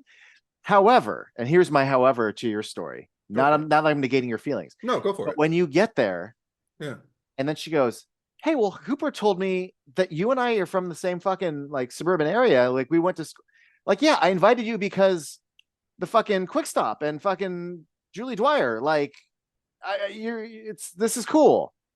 And then I go, oh, that's why you invited me out. Okay. See, that would get me excited, and I don't mean like sexually excited, but that would just get my tail wagging. You know, it's like, I wouldn't. Oh my deflate. gosh, look, we have stuff in common. Oh my God, this is so cool. This might like turn into something. And then when I see it all. I just see her point of view, and I just see. No, I get that.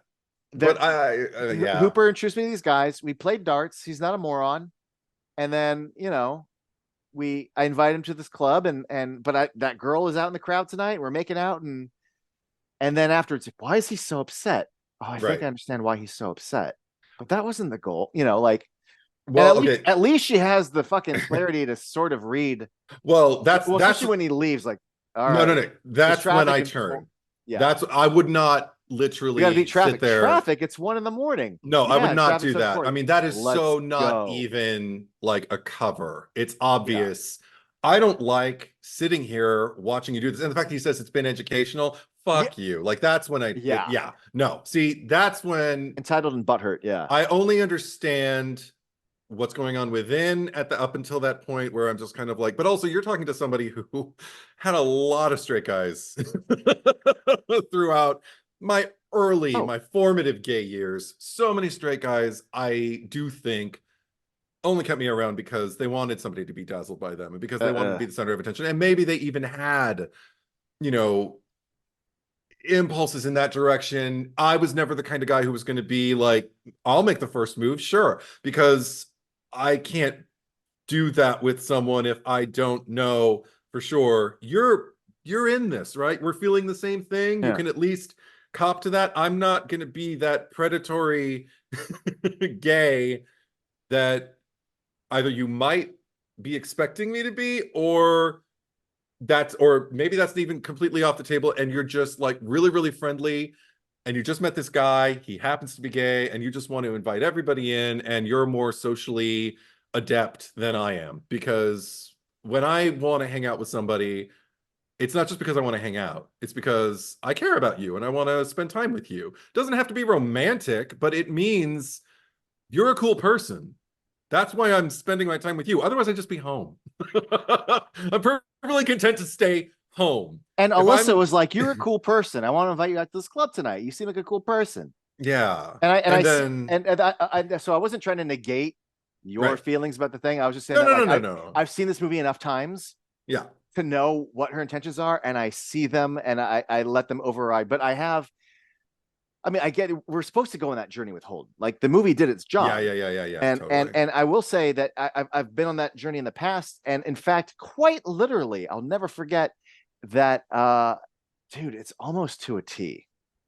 I had a friend, literally an old friend from high school, Oh no. that I always thought was cute. Mm-hmm. And about a few years after, a bunch of us were going to go see her play a show, and I'm like, oh, like I like it's so dumb because I don't know if gays do this, straights do this. Though we're like, I'm gonna make my move tonight. Like it's just like it's a thing that's gonna happen. Like you've made that choice. Oh Like my God. so, like I'm gonna make sure. Like so, this is me trying to look. Instead of wearing jeans and a t-shirt, I wore jeans and a t-shirt and like a flannel. That means like I'm really putting in some effort here, Eddie. At like 19, straights are so stupid sometimes.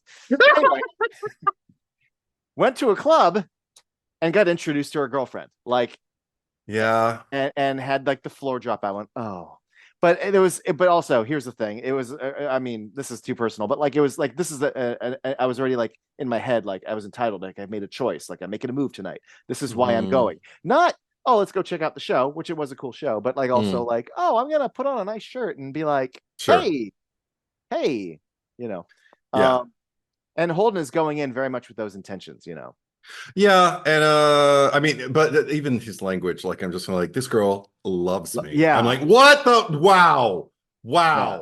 She just told you that thing on the hood is fleeting. She didn't say again what's going on. What speech love is in this room. Like she doesn't say that. But I do have to say, I think Holden, I totally turned toe in this screening immediately. First of all, when he, got all butthurt and was really rude and then left. I think he, after that, is the luckiest guy in the world because Alyssa didn't get that and think, wow, what a dick. Yeah. I thought I wanted to like get to know this guy and he treats me all shitty in a bit, but she exercised such empathy. Yeah. It's the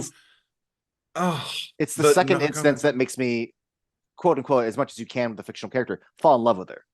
The first time, and this is a minor thing, but the first time is when they're at Meow Mix. Yeah. And they're talking about whatever, and then she's like, and a tap, and she like spins this like a lip, and that was a Charleston two-step. Yeah. She has this fucking marvelous grin on her face. Yeah. And has like this wit about her where she does a little tap dance. And I'm like, how do you not fall in love with that? Like I get where Holden's coming from because Smitten Kitten just over that. Um, but no, God, the older I get, the more I love that she comes to his door and kind of pokes fun, but takes him out. And I love every bit of truth that she puts into, like, I mean, she puts it on Front Street in text saying that, like, Yes. I haven't met a man that fit into some sort of stereotype, but like I've Mhm. met you and I'd like to be friends with you. I know she's so The candid fact with him. the fact that she met him at the con, had that dark conversation, then had that thing at the bar, and thought, this I want to I'd like this guy to be in my life more. And I think No. we need to have a real talk if this is gonna happen. I I need to exercise a level of empathy and put a hand out. Like I fucking love that about her. Yeah. It's one of the more interesting defining characteristics of her, and I Hmm. adore it, and she plays it Yeah. beautifully, Okay, Joey Lauren especially when they're Adams. on this, like, do you Jesus. have any questions? Yeah. Oh God. She as someone who's the member of some sort of thing isn't obliged to answer No. shit, but No. it is a gesture, and it shows her intentions that she likes you enough to be like, hey, do you have any questions? And I'd then he like. opens his mouth. Oh my And God. she handles each stupid thing he says with such grace. And again, I think if you are a young kid, Yeah. you should watch this movie to see what people understood homosexuality to be in the 90s. Yep. Because Oh my God.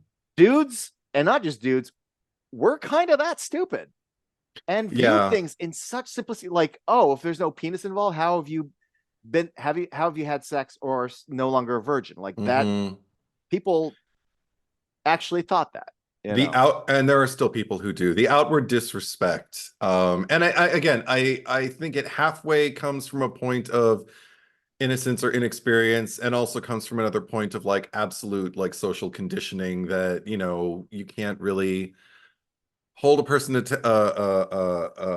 completely responsible for. You can only hold them responsible after they've learned, like, oh, so it isn't like that. Mhm. What do they do with that information? Do they then kind of like broaden their scope and allow other definitions of things like sex and virginity and, the loss, what constitutes the law of virginity being lost or whatever? If you even, some people even think just using that terminology to describe what happens is stupid and Yeah, completely just like it should be cast off, and we should find new ways of expressing when a person becomes sexually active, for the first time. right. Um, um, I mean, that is one of the things where there is the two circles between Holden and Banky, where like yeah, Banky's like, wait, fuck, you said fuck to that girl. Like, how can you fuck? yeah, Like, you and Holden do also share similar worldviews, and that's over the course of the story. Essentially, there's two diverging paths of yeah. acceptance or not. Ironically enough, though, Banky's initial play down that road, like, Holden is looking at him, just kind of going like, you were such an idiot, when he's talking about like the constant updates. And I'm Yeah. like, and I was thinking the same thing Alyssa was thinking. She's just like, no, he's Oh got a no. point. And I'm like, exactly. He's talking about open lines of communication, which is ironic considering where this story goes with all of them. Yeah. But Because you're and I've just, said this already. yeah. I love when certain dummies just kind of don't know Yeah. they actually have the truth. Mhm. It's a fun cliche in movies that happens, and I'm all for it sometimes. Me too. Yeah, in fact, there's a beautiful, in my opinion, I mean, I always think of this movie as a tragedy, but that scene in particular, there is something I always consider tragic that Mhm. I don't think it's meant to be happening in that scene. I bring my own tragedy to it, which is that when Banky and Alyssa first meet at the con and then they get drinks, he's just very, aggressive about the Archie comics and homophobic. So when Mhm. he and Hooper leave, Alyssa's very like, hey, your friend over there, blah blah blah blah. That's all it is. And she has some limited exposure to him, but enough to kind of get the vibe from him. Mhm. So even though they're not like enemies, that happens later. But it's already, so to me, it starts out negative and then just gets more negative. Mhm. The tragedy is that in that scene, when they're sharing scar stories, Yeah. The there Jaws scene. everything else drifts away. They find a common ground I know. and they connect and they enjoy each other's company. And she's laughing, he's laughing. They're making each other laugh. They're pounding on the table. And I Yeah. always think like in another world, like I that was the know. beginning of your friendship. I know. And then if it wasn't for the fact that if it was just that, maybe I bump into you at a con, Yeah. laughs, we get a drink. Yeah. But even before he falls in love with her, it's the fact that, you know, they're hanging out a lot. You're distracting from work. You're Mm. leaving a con to go hang out with her. Right. Everything she I'm playing video represents. games and you're on my fucking couch. Like, don't you live in the city? What are you doing? Like, Yeah. it's always a shame that it went that way because I see that you guys could have, Yeah. even with all his fucking homophobic bullshit, they could have found a path. Yeah. And I At that love watching them crack each other up because yeah, it's yeah. kind of beautiful to watch. That's actually the moment that I fell in love with Alyssa this particular time around, where I was just kind of like, okay, if she's laughing and pounding on the table like that in a bar and we're exchanging stories, I'm just going to be With like, oh my him, God, yeah, I'm just like, okay, I'm totally fucking down. Like, this girl is yeah. amazing. I'm just everything Joey Lauren Adams does from that point on, I'm just kind of like, I adore you. Like, you were great before then, but you're now it's like, okay, this is happening. We're going somewhere. We're gonna hang out and we're gonna be friends because you're too cool not to be. And oh, that's another thing that I just wanted to touch on. We don't have to linger on it, but I remember at the time, and it always irked me then. I don't hear a lot of it now, which is good. But I remember at the time, particularly in college, when everybody was talking about this movie and everybody had an opinion. Um, One thing that was kind of uniform across the experience, whether people knew about it for a long time or were watching it for the first time because it's on every day. Um, so people were like, I don't know. I mean, it seemed funny and I was down, and then she opened her mouth and I was like, oh, I'm gonna have to hear that voice for the rest of the movie. And I'm just like, oh my God, you guys are so fucking superficial. What is wrong with you? That's what And I wanted to say. yeah, You I've heard know? that. I've heard that too in life Oh, when it comes to her. But also, not only do I think that whole approach sucks, but yeah. besides that, I like her voice. Me Fuck too. you. I think it's great. Oh God. Yeah. And I know Joey she had Lauren to Adams, endure that man. with especially getting a lead role. And I think it was brought up by some critics and some naysayers. And Right, that right. sucks for her because, it's a characteristic. I love it, you know. I know. I Oh, was already between Mallrats and Biodome, like I was already like a fan and excited to yeah. see her sink her teeth into this part, you know. Yeah. And I think all I'd seen her in yeah, I'd seen her in Mallrats like either the same day or like separate movie weekends or something when you were screening these movies for me. I forget exactly We did the how they trilogy. ordered. We did the trilogy and then okay. I Yeah. always forget. I We always did Clerks, forget. Mallrats, Chasing Amy. Yeah. Okay, okay, I okay. remember that. So then in that day, I think the only thing I'd seen her on prior to that was Married with Children, and I liked her on Oh. that. You know, the way she was I just always hanging around Matt LeBlanc. oh yeah. Yeah, because then I he had see. his little spin-off that was on after Married with Children for I think maybe 8 episodes or something like that, and she was on that. And I remember See, thinking like, oh, she's funny. yeah, I think I saw Days Confused after this, but going like, oh, and then I'd see Coneheads and go, oh hey, Oh, okay. I but forgot she was in Coneheads. yeah, her and Parker Posey are the daughter's friends. I have not seen that movie in so long, and I barely watched it when I watched I it. think it's yeah, but like, and they're, it's all about like, Oh my God, Dan crazy. Aykroyd is driving his daughter to the mall or something. They don't really have like parts. They're just sort of her two friends. But like, when you look at it God, now, you're like, hey, oh my gosh, yeah, shit, I want to be Connie Conehead and have Parker Posey yeah. and Joey Lauren Adams be my best I have friends. to look if Oh I'm my correct in God. that or not. But I feel like I'm right. Okay. Yeah. Fuck. That's insane. But anyway, yeah, she No, there's some I yes. just love that. Here's the thing, Yeah. for an actor who has such a defining trait as a voice that Yeah. morons would have a problem with, both Yes. as an audience and casting directors and professionals.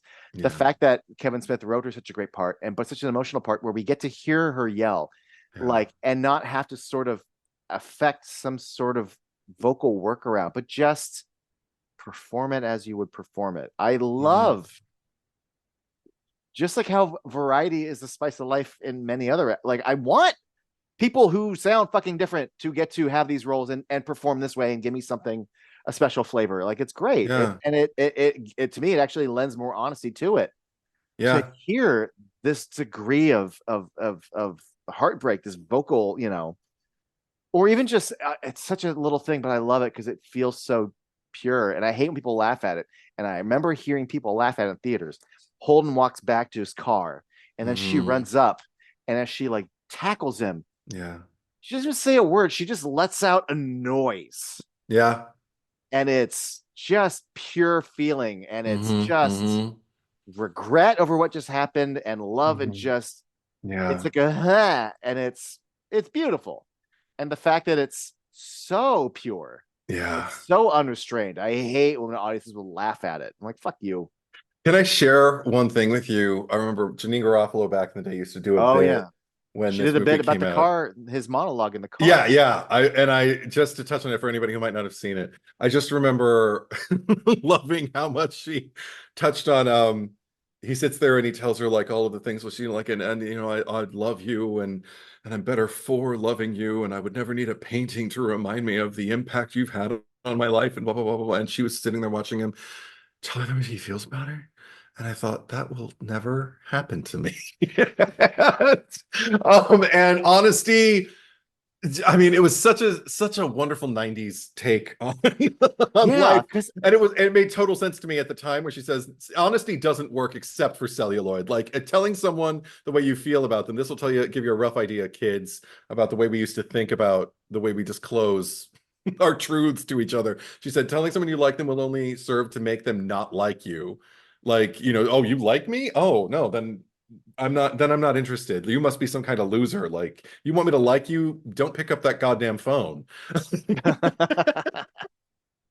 She said, so even if it did happen to me, it can't happen to me. I'd be sitting there going like, after he finishes, I'd just be like, well, fuck, you're just gonna have to drive me home then. Because this is not gonna work because I don't respect you at all. and there's a part of me that, yeah, that gets that.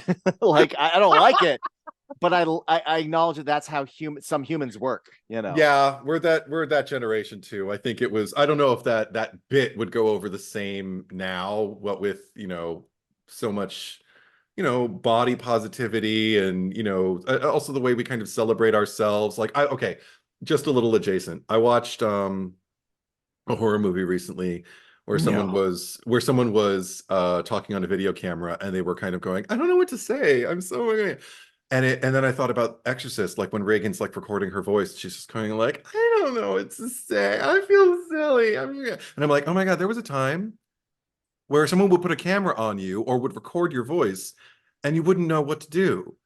So many people now, that would not happen today. That would not be plausible. Every Somebody put fucking kid is TikToking. Yeah. somebody puts a camera on you, you're gonna be like, hey everybody, so welcome to my channel. And And just you already know what's your good angle, yes, of or course. or you'll get lower because you need to be shot down because my forehead looks, like, Of yeah. course. We're so well trained these days. And it just I don't so I mean another thing that just kind of like reminds me like yeah, time changes things. Like it makes me feel like an old timer, but I'm kind of happy about that. Like I don't mind being old. In fact, I'm tired of youth. So my youth, not you. If you're young, you're fine. But my own youth, it's like no. Like, if somebody came and like offered me like, here's the fountain of youth, you can go back and relive it all. I'd be like, fuck you, kill me now. But you may as well, because I'm not drinking that shit. Jesus Christ, I'm so no. I'm cool. I'm down. I'm the age I am. That's fine. I don't want to relive. It's hard enough the first time. Going back and knowing then what I know now isn't going to make it easier. In fact, it might even make it harder because what if I Oh, can't change anything, even knowing everything? Like, oh well, my God. it's It's interesting because, so, yeah. well, I mean, I'm lucky we're both lucky that we Yeah. managed to be part of the generation that went to high school before social media existed. Because fuck, I Yeah. don't know if I would have made it through. Right. But however, if I get to drink from the fountain of youth and just like, you mean my back won't hurt when I do stuff? Like, bring it on. You mean my hairline is gonna come back? Like this area is gonna fill back in? Let's go. Like, Oh, sorry, Eddie. no. I'm very, I've had a love of my own, Rodgers and Hammerstein about it. Like, not like my time is up and I'm never going to love again or anything like that. But I mean, just like, yeah, I remember what it felt like to have a thick, bushy head of hair with no, kind of spot up here, everything like that. But I also don't feel shame about it. I'm just kind of like, Dude. okay, this is what it is now. Yeah, no, You but know? fuck, yeah, no. If fountain of youth means I get to have like the metabolism of a 19-year-old, where like resting me could just like burn 1,500 calories just by sitting. Fuck yeah, let's fountain of youth it up. Let's go. But I've had it.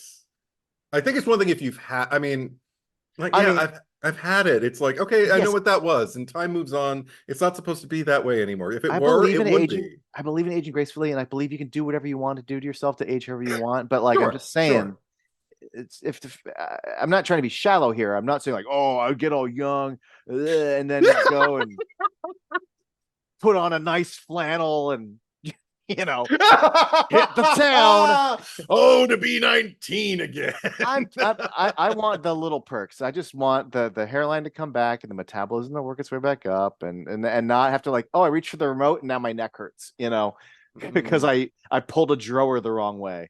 Maybe I'm too disenchanted with the world. I'm like, oh, the end is nearer. Cool. My end is nearer. Right. Awesome. I'll walk Well, oh yeah, steadily actually towards no, that that. no, you're never mind.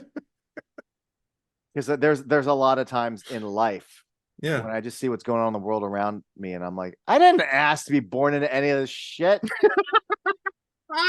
And now I But realize if I did the Fountain of Youth, that's like an extra 20, 30 years of enduring yeah, a bunch of horse shit. yeah. And you're probably gonna have an even better sense that like simultaneously progress can be made and will be made, and nothing will ever change. Yes. They will coexist as long as we are conscious to perceive that they are coexisting. It's just about, people will find new things to be prejudiced about, and then people yeah, will find new things to be progressive towards, and to accept and move past. yeah. And so what are we what are we bigoted against now? Can I Jesus bring the Christ. conversation back to Chasing Amy? Yes, please. I want to chime in with two other things, and they happen in the same scene that also make me fall in love with. Again, I don't know if this is the way the movie was intended. I don't know if this is what my brain is forgetting. Joey Lauren Adams was intending, but like you can't help but kind of fall in love with Alyssa a little bit in this movie, Yeah. and or at least I can't. Me And neither. Yeah. Love her. and Love her, and love her, love her, love her, love her. yeah, yeah. Yeah, and I don't mean that like in a romantic sexual way, just love her. No, yeah. When they're inside the hockey rink Mm-hmm. and she's like, everyone's cheering for the home team, so I'm gonna cheer for the visitors. My favorite kind are the ones that fan. yeah, especially the ones that make coffee in the morning before they leave. Yeah. I'm like, that's She's adorable. so cute. Holden, knock it off. Take that. Move. And dude, I have been there where you were stewing in your bullshit and Yep. they're not. And I can even hear the charming, and you're like, yeah, that was funny, but I'm too mad right now to be laughing at you. Like, oh Yeah. god, it's the worst. But that is, Why am I the only one feeling shitty right now? how do you I'm not gonna fall share in the love with shit. her when she says that? But here's another thing. Much like how I cheer for her outside the hockey rink, Yeah. one of the things I love about her characters when he starts pussyfooting around with like, oh, so is that it? That's the and at first she thinks like, oh, are you jealous? Do you think I'm not? Oh yeah, I only have eyes for you. And then he goes, what's with finger cuffs? The second she takes that moment to block in, goes, oh, so I know what he knows, Mm-hmm. and I know what fucking little game he's playing right now. Yes. But I'm gonna keep. First of all, I love that they like she's always like watching the game, And I normally don't necessarily like when people quote unquote play games in relationships, Mm-hmm. but in this case, like, oh, Holden, you want to play this little fucking game right now? I'll play my own too. I'm gonna keep acting like I kind of don't know. Oh, I do know what you're Yeah. talking about. I'm What gonna was his speak about it. name? What was his name? Yeah. Oh, you know what? There's this one time he pulled his dick out and chased me Hmm. around the room. Oh, really? What'd you do? I blew him while Chloe fucked me. And I'm like, yes, bitch. Like, Yes. I fucking love you. That Mm-hmm. is a great way to be like, to quote in a different context completely. In Swingers of Vince Vaughn's like, oh, little baby wants to play a game. I'll play a little game. Like, all right, Holden, you want to be a little fuck about this? Yeah. I can be a little fuck about this too. Let's go. You want a public humiliation? Fine. Let's both have a little public humiliation. Yeah. And he has the nerve to act surprised. He's like, excuse me? And she's like, no, Yeah. that's what this is all about, right? But you God don't like it damn when it. I'm doing this to you. Like, yeah. Yeah, yeah. I Yeah. agree I fucking 100%. love her in that scene. Well, I mean, the whole movie, but like, well played character. yes. No, I love pointing out like the specific moments that make me love her. I mean, again, just to kind of like jump to the end, like okay, you want to talk about perfect writing and perfect delivery of perfect writing.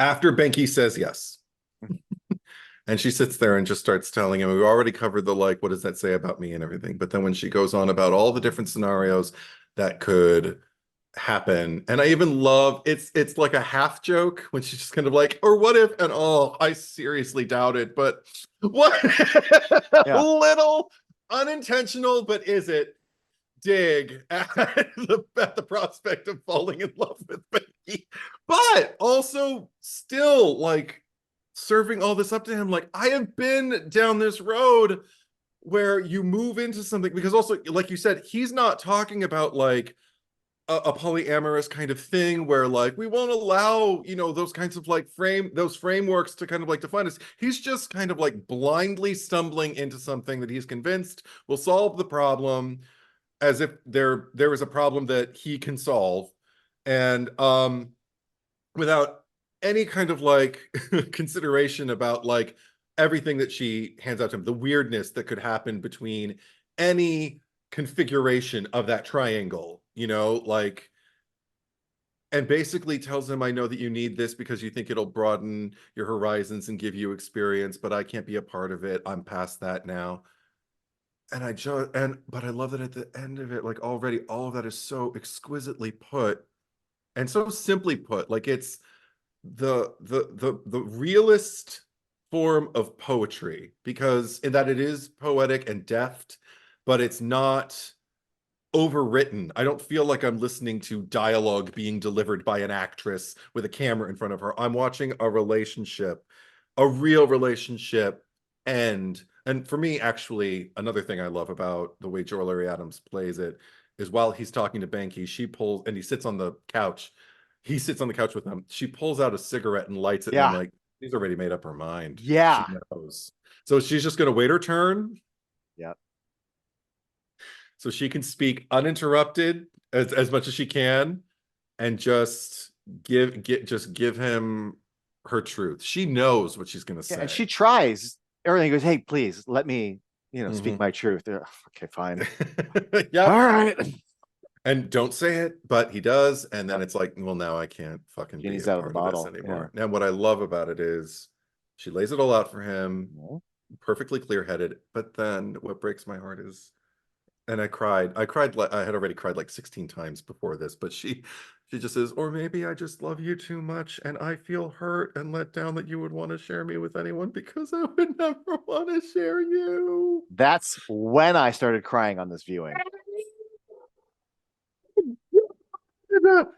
And that's when you just realize, okay, so it's not just like okay, I'm out, you know. Right. No, she's hurt. It's also heartbreak. You shattered it. If you think your image of her was shattered when you learned the truth about her over and over and over Right. again, what do you think this did for her Her view of image of you you. and your relationship together.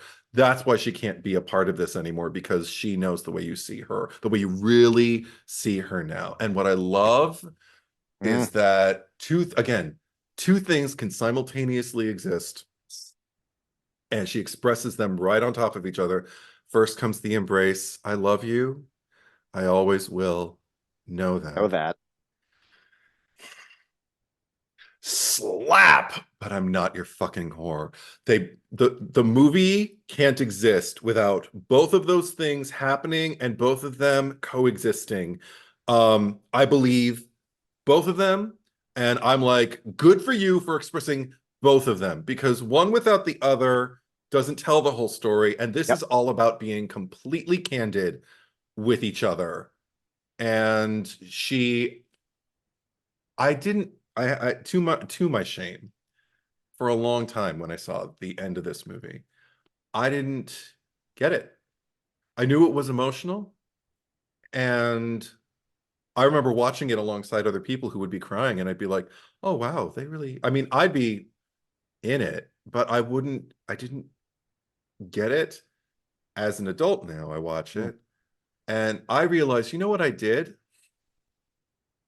When she opens the comic and I always looked at the pictures and thought, oh, he did a really good job too of like recreating like the scenes that like I know where they are on the swings there. I know that that's outside of the hockey rink and everything like that. Mhm. You never read I, it? I never read until we got to the last box where he says, I'm sorry, Alyssa, and Mhm. everything.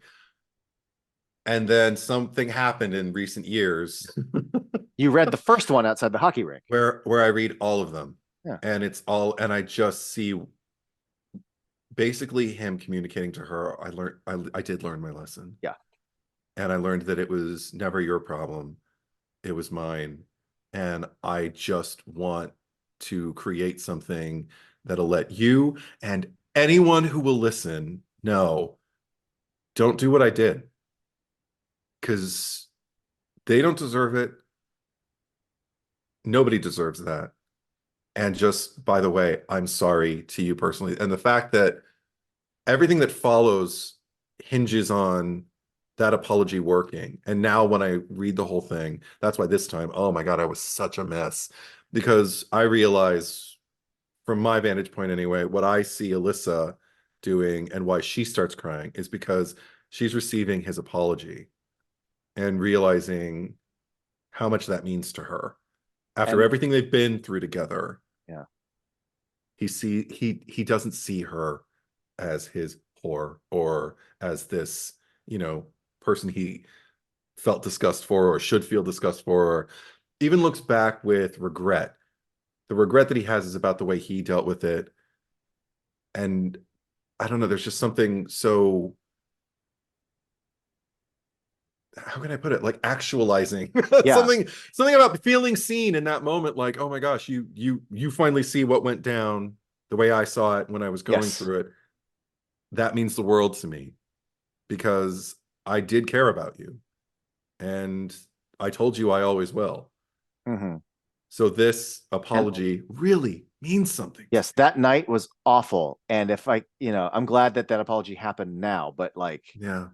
the weight of that night, 1 year later, when you're in the middle of a con and all this stuff, and now like she's playing the fact that these emotions are all that the apology that she deserved is now happening right here, right now. It's Yeah, ugh. I know. And the fact that we get led into it by his almost wordless exchange across the room with Banky. Mhm. Okay, Jason Lee. One of the best. Just it plays so well, him having the conversation that, with Ethan Suplee that Hmm. he thinks he's having with him, never once making eye contact with him, and Yeah. he's just oblivious to it. I love it. Love those dick jokes, man. Love. But all the words that Banky is saying are to Holden, and the one that always it always breaks my heart, because it for the first time, I really get to root for Banky when he says goodbye, and you watch him in real time let it go.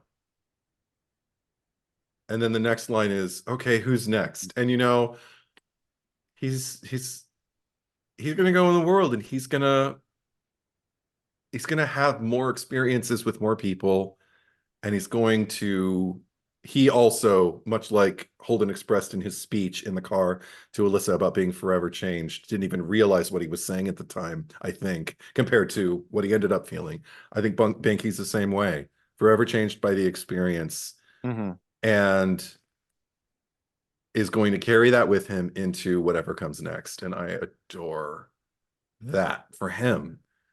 That I'm not going to flip off any of the characters in this movie and go, yeah, fuck you, you deserve to die alone, or like that. It's Yeah. just like, no, you're all just fucking kids learning, and hopefully the next time's going to be a little bit better, a little bit more conscious, of the ripples you're creating, and also about like the impact that somebody else is having on you. You can let them know about that. And Benki already did. I think there was a tremendous amount. You talked about them sitting with each other, and Benki talking about like what they built together and everything. One thing that I love is it took a lot of courage for Benki in that particular moment when he's kind of forecasting which direction the relationship's going to take. Holden again just kind of assumes he understands and just goes, don't worry, she's not going to ruin the comic. And Benki looks him square in the eye and says, I wasn't talking about the comic. Yep. Heartbreak. And lets it sit. Yeah. That takes courage too. Like, oh God, this movie. It's one of my favorite exchanges. I hate. And especially because I 100% in that moment understand the way Banky is saying it. Yeah. So when Holden says that, I am, dude. Yeah. Yeah. Almost in a weird way, it's another case of, is that how you see me?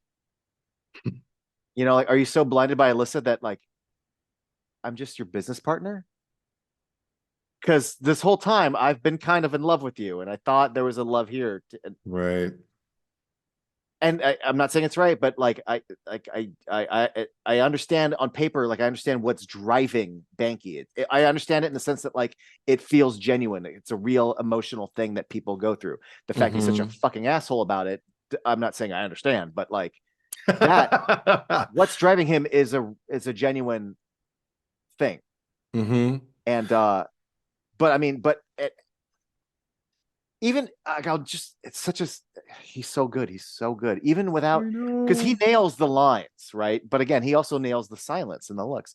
But even just when he drops the yearbook and he goes, check out page 48. Go watch how he says, check out page 48. It is focused aggression, but it's all coming out of protection. Yeah. Like, I don't like it, but it's so well played. Like, it's. Can I tell you, every now and then, you return to a movie and something jumps out at you that you're like, I never really noticed that before. I had one this time. It was right before Holden makes the horrible decision, like, I've got the solution.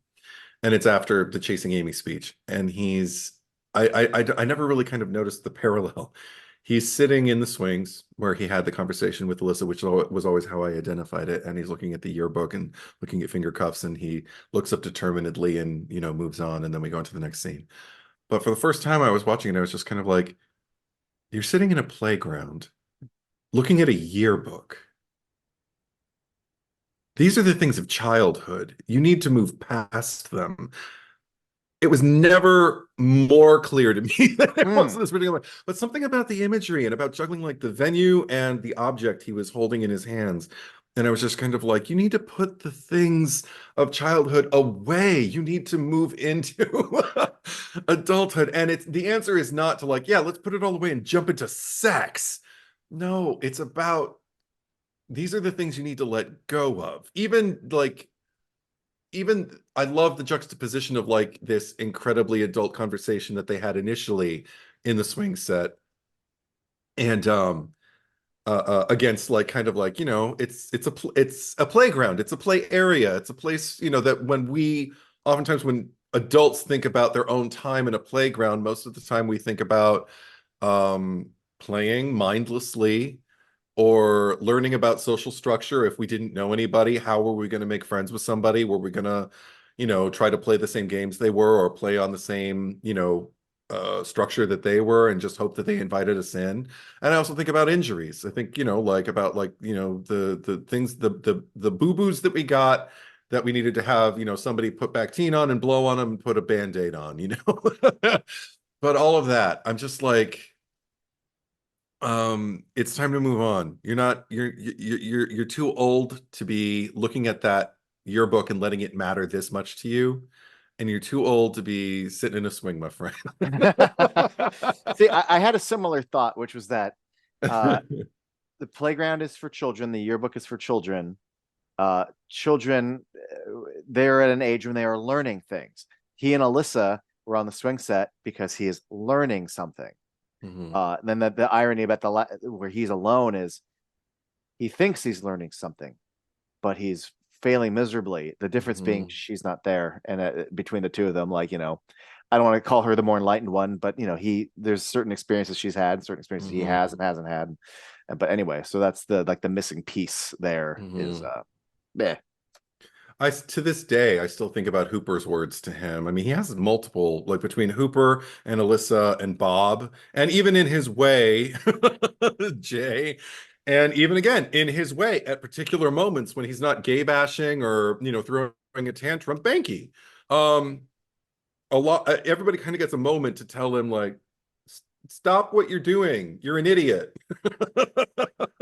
But the one that sticks with me that I still think of to this day that Hooper says to him is just like, just get it out in the open before it gets too big for y'all to move around. I say that to people in my life to this day because it needs to be said. There are so many people who stew over things and talk about it with everybody but the person that they need to be talking about it with. And until it becomes this huge thing that eclipses whatever the real thing is. And there's so many different versions of that it can be applied to. Absolutely. I've still done that now, and guess what? Getting it out in the open was the right thing to do. You know, whether it was about someone else or something that was inside me. You know, absolutely. And the problem with that, though, again, he always takes the wrong fucking lesson from the right fucking statement. The answer is not to bring it up like an asshole in a hockey game, moron. The answer from Bob's speech is not to have a three-way and treat her like a sex doll. Like, fucking moron. I also just other lines that are maybe less wisdomous, but I don't know why I say it when like guys around me get agitated and there's somebody to kind of like talk about them in front of them too. I love going, this boy is conflicted. Oh yeah. I forgot like how many of my little like come from this. Yep. And sometimes they pop in out of I'm not exaggerating, Eddie. I watched this. I said this, I swear to God, maybe 3 weeks ago. I was in a bar. Yeah. And someone who wanted to play pool, not darts, but pool, said, "Hey, do you play pool?" And I go, "Not professionally, only in bars." I didn't even remember where it came from. It came from this.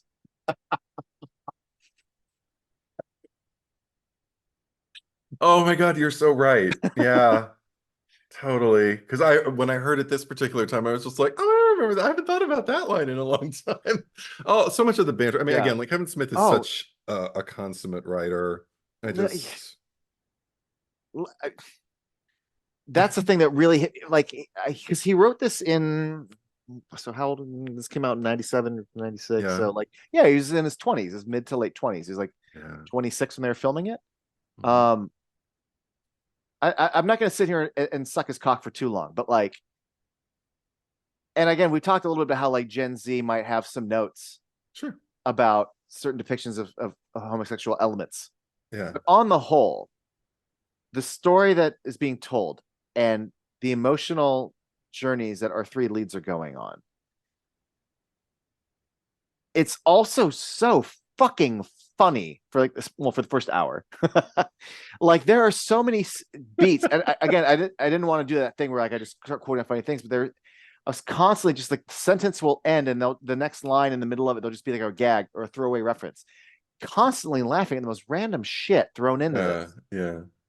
It's so fucking funny, and it has no right to be that funny considering where the story goes. But it's such a beautifully structured tragedy, but it's incredibly smart. Like I think it's no accident that like this movie was so well received. I don't know if stop me if you heard this, but someone told Kevin Smith somewhat recent, like I think in the last 10 years, that they were part of the Academy when they were, when you have here's the initial movies that are nominated, like you 30, and then he whittled it down to 10. He's like, you were like a small handful of votes away from being one of the 5 best screenplay nominees for 97. God.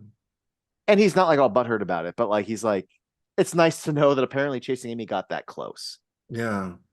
That's not an accident. It is a wise beyond its years script. Yeah. Which to me is a testament of like what a truly great writer he is. And I don't want this to sound insulting, because in my heart it's not. Because I do actually, there is no Kevin Smith movie I don't like.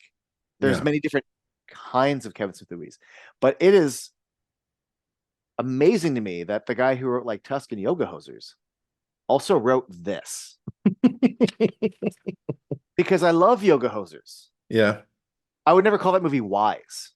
But there is, I can't articulate it. There's just every scene, my brain was constantly being assaulted. My heart was being assaulted. I'm like, I can't believe that someone at this age was managed to like put this whole thing. Oh my God, this is amazing. Like, it's just, it's there's a reason why it's in my top 20. Right. Yeah, I understand. But also I want to give it some other credit. Like, you know what this movie does? It's one of my favorite examples of 90s indie movies, because there was a certain, we've talked about this before, there's a certain sound, there's a certain look. I remember if this was filmed, I think this is filmed on 16 millimeter. I don't think it's filmed on 35.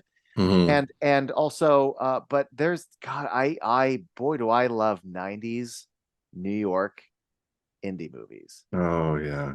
They're tonally not the same, but sonically and visually, like this and Party Girl to me could be in the same universe. There's something about, I get that totally. Yeah. Minimal crew, minimal lighting, apartments in New Jersey and New York, getting as many extras as you can afford to fill in this con or this club or this library, and just the way the city sounds on that sound equipment, especially, and this is normally a bad thing, but to me, it's a feature, not a bug. In Chasing Amy, every time we cut to Banky looking at Holden while we hear Ethan Suplee, but then we cut back to Ethan Suplee and it's audio caught on the day. Then we cut back to, and it's much clearer. It's audio, it's ADR'd. Back to on the day, back to ADR'd. But it's so fucking 90s indie, and I love it. There is definitely, especially with the harsher tones of like their apartment, the blues, the reds of the breakup scene, and the fact that the lights are so dim. Like there's a lot of we talked a lot of Clerks about how the supposed lack of style is his style. A lot of that's on display here, but it feels with more intention. Like I would get mad at you this time if you really, it's like, well, he doesn't really have a style. I'm like, bullshit. Go watch Chasing Amy. It's so funny that this is 2 years after Mallrats, and Mallrats, has dollies and camera cranes and but like the voice still pops in this, but I this is one of my favorite. It's like a warm blanket to me to get to revisit this era of indie cinema. There were a few times where the technical stood out to me in a good way. I mean, because if I were watching it for the first time, I would have just been consumed by the story and by the performances, because those are the most immediate things. But and dialogue goes hand in hand with story and performances. But Because I think those were all the things that I hooked in with the first time I did see it. But there were things that even just like little reminders, like I loved a little kind of like almost Clerks remnant that I felt when they were playing darts. Yes. Because she literally exits the frame on one Yes. side and in wanders I was Banky about to and say that. Hooper. I talked extensively in Clerks about the proscenium and the framing of Yes. just left to right. Mm-hmm. And it's a perfectly timed beat. He's left Yeah. alone, he's staring off at her, and they enter. Oh, it's so good. Yeah. But It's there was also something to the editing of in particular, I noticed it. There was everything. It wasn't just the speech either about the Chasing Amy speech, but everything about that diner scene. I was just kind of like, the pacing here is exquisite. Like it's perfectly put together. Like just everything about the course you run. And then I started thinking about afterwards about the use of sound. Like one of the things that I thought it could have been so fucking cheesy, but it works for the movie when he tells her in the car, I love you, and that thunderclap oh yeah. happens. That could have been comedic, and it isn't. I feel it intrinsically in my soul. Like, this is the worst thing that you could have done at this particular point, and I don't even know why. It's funny you bring that up because that's the thing where when I was watching it on my VHS over and over, it wasn't Yeah. funny. Every time I saw this in a theater, audience laughed. Because audiences are looking for laughs, and I hate when they're Yeah. And they can laugh because they're nervous. yeah, Yeah. but it always got to laugh, and I'm always like, "Fuck you guys." Oh God, no, it's not. I mean, if I were sitting with an audience and they decided to laugh, I'd be like, sure, whatever, but I don't feel that way. I disagree. I take umbrage with, all of, I'm looking at audience members who aren't there, but I take umbrage with all of you. But I just want to focus on the movie. So I'm just going to keep going. Because, oh, another one was while he's bringing up finger cuffs and the heartbeat that Oh starts God, very, very low and just the pace again, just like amping up and getting more and more intense and louder until finally she unleashes on him. And I'm just like, perfection. Absolutely executed perfectly. I have no notes. It works. no, the heartbeat works, and then also the cross cutting with the hockey game where they're trading blows Oh and they're yeah. trading blows. Yeah, the symbolism totally. Yeah. Well, and what's great 100%. too is they're trading blows. The guy gets knocked out right when Holden gets the wind knocked out of him emotionally. But what Yes. I love though isn't I mean that's great, but when she gets up and leaves, we cut back and now it's an Huh. all out brawl, and I'm like, well, that's a Yeah, foreshadow of what's about to happen. absolutely. Yeah. Absolutely. Um, Uh, you brought up the diner a bit, and I'd like go to for jump it. into that for a bit. Okay. First off, I want to start off by saying that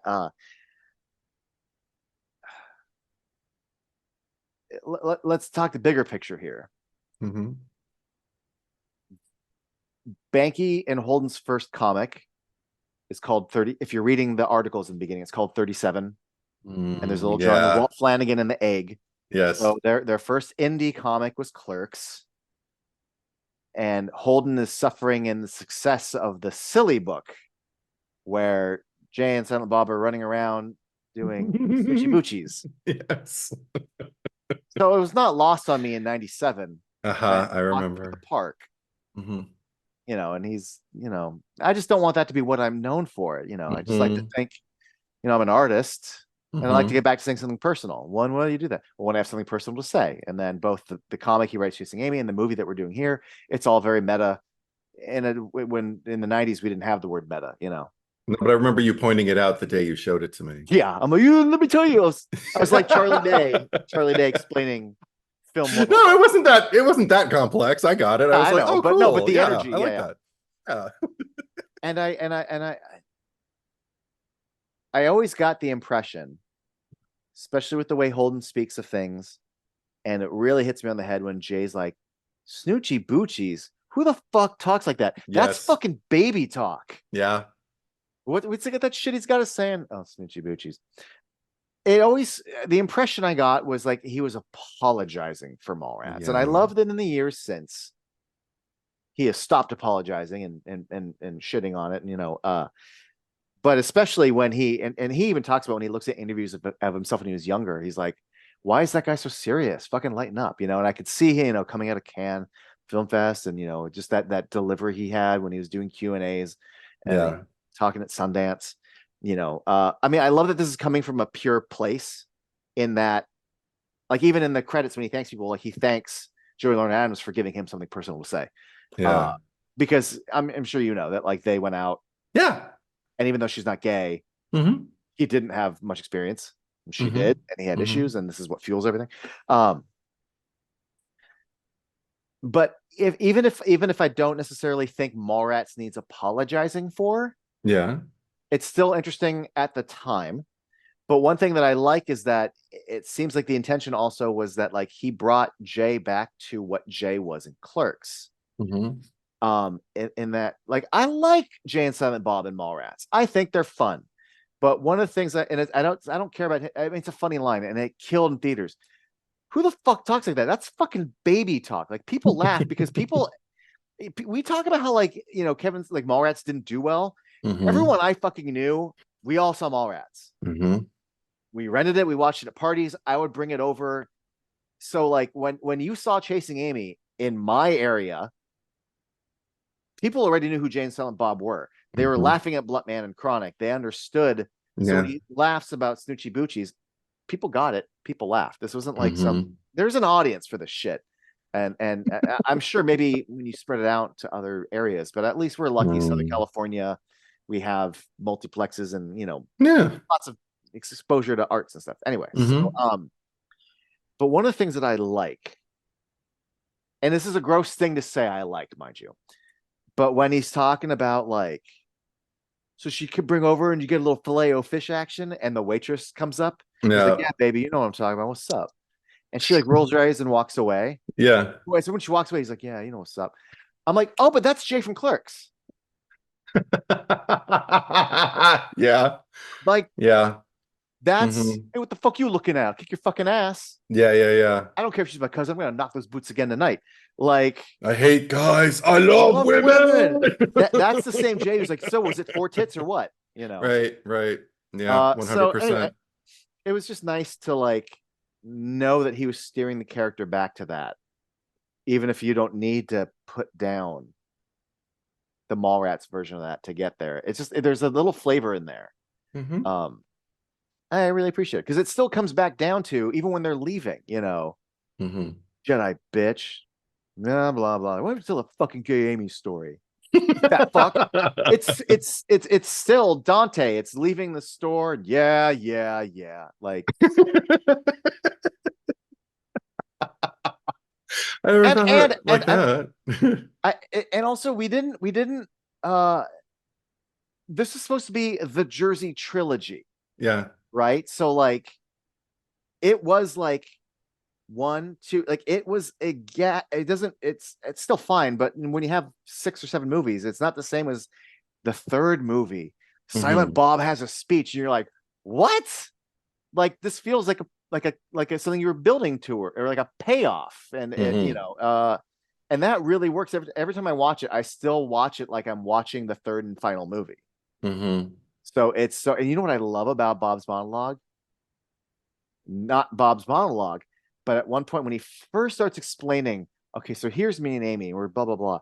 They cut back to Affleck, and he's like Mm-hmm. enraptured, and not just like Yeah. enraptured. He's enchanted. The way, Yeah. like, we're enchanted listening to Silent Bob talk for more than one line, because, Yeah. like, he's grown up in the area. He knows, he's seen him outside the store. He doesn't fucking talk. For sure. Affleck is playing enchantment. Yeah. He's watching a magic trick happen. It's fucking great. And it's the perfect opportunity for Jay to have again, like almost like a savant moment where he Uh-huh. can see the truth and express the truth simply and go like, what the fuck are you looking at? Like he just, all he does is like be silent all the time. So when he finally says something, it'll seem like it matters or some shit. And it's like that in and of itself feels meta, Mm-hmm. almost like Kevin Smith kind of commenting not only on Silent Bob, but maybe even on a part of himself that might, to withhold is to, again, oh my God, withholding, because this movie's all about withholding, but something about withholding, it gives you power. so that when you finally do express yourself, if you're the only person at the dinner table who hasn't chimed in yet, when you finally do, everyone's going to lean in because, oh, I haven't heard anything out of you. Even if they know nothing about you, there's going to be at least a peak of interest because, like, well, this must be important because they haven't said anything up until now. So it's all about, like, again, like, put kind of like a premeditated social practice that is manipulative and that is also, I think, rooted in insecurity. And I don't know, Yeah. something about all of that, the fact that Jay can, again, just kind of like nail it and address it and put it down. um Also feels, I don't know, like full, like dimensionalized in a way that it didn't need to be. And I don't mean that it shouldn't be, but he did some work there that I feel and gave a little bit more breath to a moment that could have just been funny or just been meta or maybe didn't even be there. Like they both could have sat there like just like watching Silent Bob waiting for him to go on. But Jay, Correct. that's not Jay's way. Jay's already a fully formed character, even though he's been kind of two Jays in two separate movies. Mhm. At his core, he's unfiltered, and he's going to be the one to at the first opportunity he's going to be the one to call something out if nobody else is going to do it. He'll probably be the first one anyway. Yeah. I mean, and that's the charm of him is the yeah. But also, just one more thing. They also, I think that's the thing is when they first show up, he's like, "What took you guys so long? Were you guys hanging out at the mall again?" And he says, "What are you hanging out at the mall again?" Yeah, right. Bitch, we stopped doing that years ago. Like, we're done playing. It's all there. I'm just saying, And at the time, I'm like, ah, yes, because here's the thing, especially at that time, and even now, my like I'm more of a Clerks and Chasing Amy Kevin Smith fan. I'm a Mallrats fan, and that's how I mean, I still am, but I don't do it with the monocle anymore. But like, there was very much the critics and the more highbrow indie scene people versus Stoochie Boochies and stoner gags and so No, this might spell it all out. Yeah. At one point, I had shot glasses that I think I brought to you when my sister and I went to go hang out at your place and do a movie weekend, and we were all going to do a shot, and they were the New Jersey trilogy. Each movie had its own shot glass, so between the three of us, each one had to choose one, and Mallrats was the last one to get chosen. And I think I can't remember if you chose first or she did, but the two of you chose first, and you got like the Chasing Amy and the Clerks one. Mallrats was the last one picked, and I was like, fine. I wasn't like, good, I got the Mallrats. I was, so we like it. And Yeah. yes, but at the same time, you're going to choose a shot glass to drink out of. It's probably not, if you get first choice or second choice, it's probably not going to be Mallrats. Yeah. Yeah, if that makes any sense. It does. I'm glad you said that there's so much withholding in this movie because I couldn't help think withholding.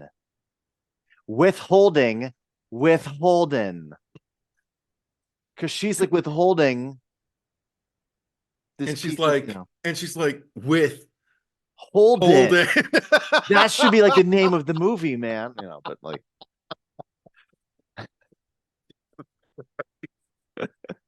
I did want to ask you about something. We don't have to spend too much time on it because neither one of us is black, so I don't know how much our opinions matter on this. But I did want to ask because it occurred to me in terms of like the way this movie ages, the character of Hooper, the way we're introduced to him and everything. Oh yeah. Were you struck in any particular way, even in this particular screening or even earlier, like, by anything about what you were seeing? Because I know I was. Well, this is probably not the answer you wanted. Okay, go ahead. But the thing that struck me had nothing to do with his blackness as a character. Yeah. But the fact that he pulls out a gun and like fires it at someone, and then everyone runs and screams, and we're pretending that he shot Banky. And the fact that there's these people cowering for their life on stage seconds after it happens, they're still cowering. And I was like, oh man, remember in the 80s and 90s and you make jokes about shootings? Remember before, like people showed up in public schools and Walmarts and just open fired on people. This was the Mhm. thing you would joke about. Remember Heathers?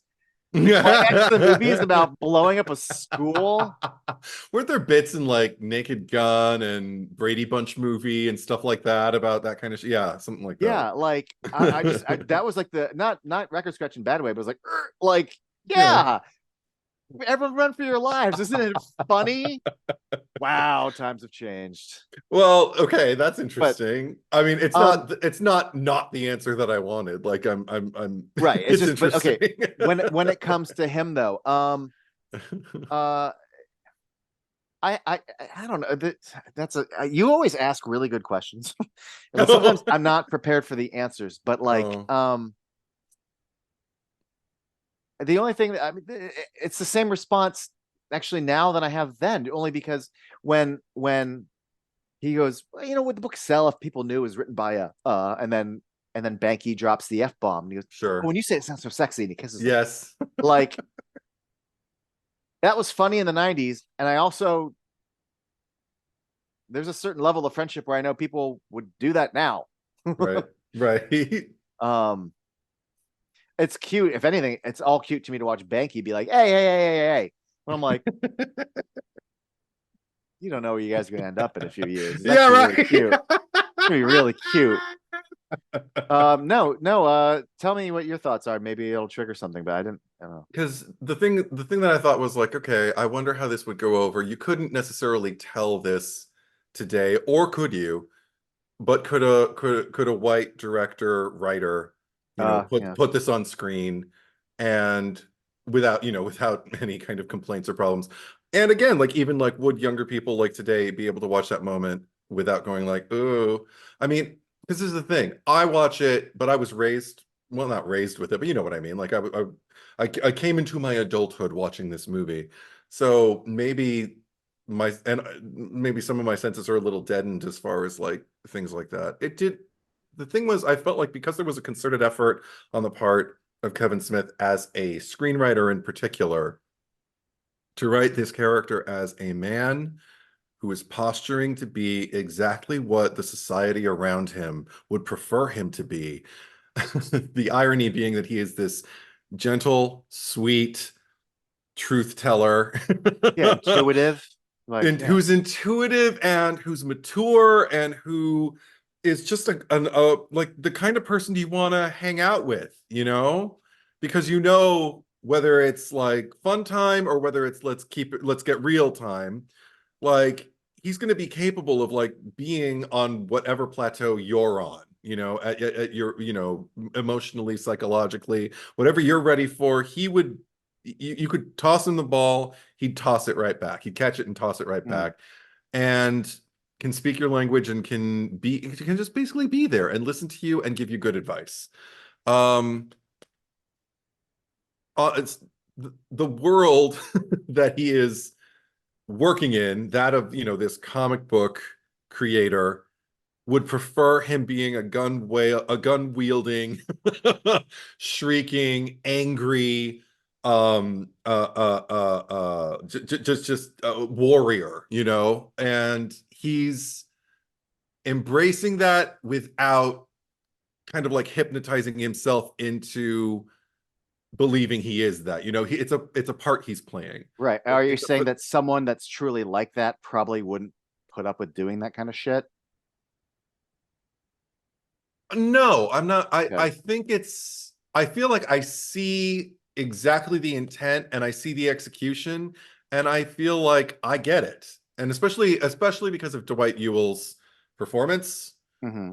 because he is so fucking funny when he's That's the thing is playing. it is meant to be, Yeah. it's a comedic idea, it's a comedic gag, and then he brings a Hmm. lot of truth to the surrounding part of it. Yeah. And yeah, The thing is, I think the thing that kind of clinches it for me in terms of like, yes, it's funny.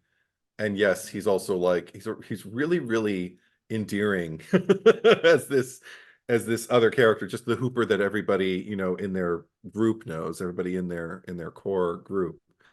But it always comes back to me the moment where he's talking to Holden in the CD store, or there's a lot of Yeah, things being that's the sold there, but bigger he's example of this that I was and not this, then not his and the introductory scene, but that scene. yeah, and then the little kid sees him. Yep. So he puffs up, he puts on the persona, has the exchange because he's the hero that the kid should be having, as opposed to like, the homosexual that he is. And it always comes down to, and it happened to me again this time. I'm just like, oh, that was so well done. Where he tells him, like, Holden is the devil, never Mhm. take your eye off the man. And the kid shakes his head and just Yeah. walks up. And he has this moment where he just goes, You see so you what I see have what to? exactly? And I'm just like, just his embarrassment, but Yep. also kind of amusement at the fact that this Took is working. You Like took all the words out of my mouth. I Yeah. am a successful comic book creator, and it's all because people are terrified of gay men and everything that I am. So I have to be this other thing, and what fucking life Yeah. is this anyway? Like, there's something about his sense of humor about it, and even the way he softly questions, "What is it about gay men that terrifies the whole world?" And I'm like, "Amen." That Yeah. it's so it all, and he I don't know, he points out, like, the things about himself that he can recognize are the things that other people, would like be gatekeeping about, and would be like, "Well, then you must be this," and everything like that. So I don't think I don't know if it carries the same potency today. I don't know if those are the same things we would be talking about in the same way or conveying in the same way.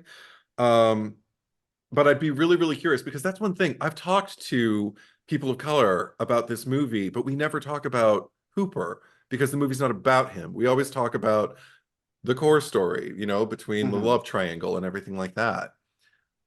It makes me really want to, like, bring it up to a few people and wonder, what do you think about Dwight Ewell in that movie, the way he played Hooper and the way it was written and everything like that? Did anything bother you? Did it work? Because all I can say is it works for me.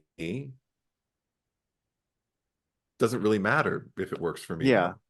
though. Yeah. Exactly. There's stuff that I think if you do, if you just had the script and you go, well, why are we doing that with this character? But especially if you're coming from a cis white hetero, like how much authority do you have to be writing this? But Mhm.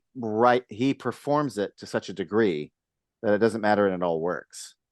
And I feel like I Um, have to give Kevin Smith props for at least writing as far out of his experience as he yes. can, and working. I can see him as a screenwriter working in the best way possible to give dimension to a scenario that he has not directly experienced. That's what hopefully someday we can be free to do again. I understand the importance of representation, and I really understand how important it is that the stories get told by people who have experienced what they're writing about when it comes from a marginalized point of view, and when that's the topic. I get Right. that.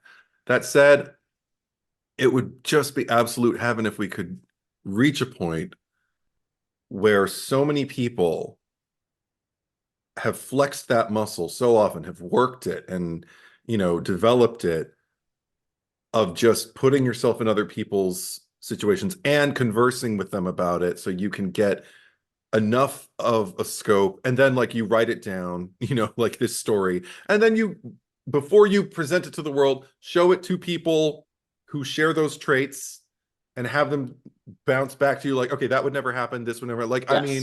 mean, especially, like, and it's not just with this character, it's also with Alyssa. Like, I remember every girl who had ever had an experience with another girl, or every woman with another woman, not to be so binary about it, but that was the experience then. um, when we would always talk about the scene where she talks about observe, and she does this, Hmm. and she does this, and she does that, and they would always be like, no. And when he asks, doesn't it hurt, and she says, a little, but in that good way, they'd always be like, no. That is not, no. And I'm just like, okay, enough said. I get it. The, uh, I have my own sort of, okay, I've never been in a room with other women or watched it with a bunch of lesbians to have them tell me that. Okay. But it's immediately after that where she's like, if it's someone special, oh, if it's not so special, tongue only. And he goes, see, that's the thing. Like, how big can a tongue get? And she, Yeah. uh, this isn't even a lesbian thing. Mm. The length of your tongue Mm-hmm. doesn't matter. You know what most people aren't doing? Fucking someone with a long tongue. If you're worth a damn, just focus on the top. I know. If we're talking tongue, Mm-hmm. just worry about the top. Mm-hmm. Mm-hmm. Many women will tell you, don't worry about the other stuff.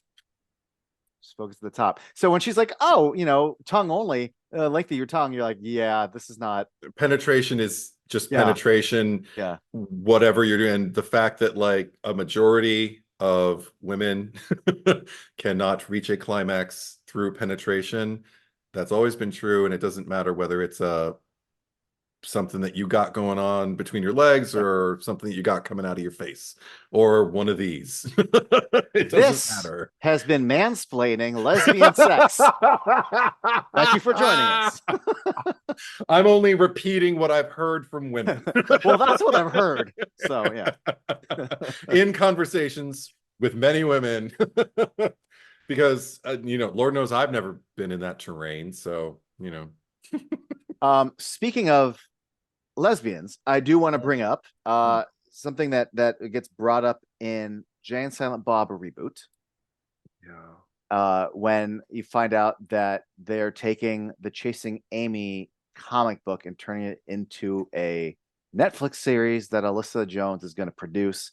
And I think she says something to the effect of, because it's a story that always should have been told from the female perspective.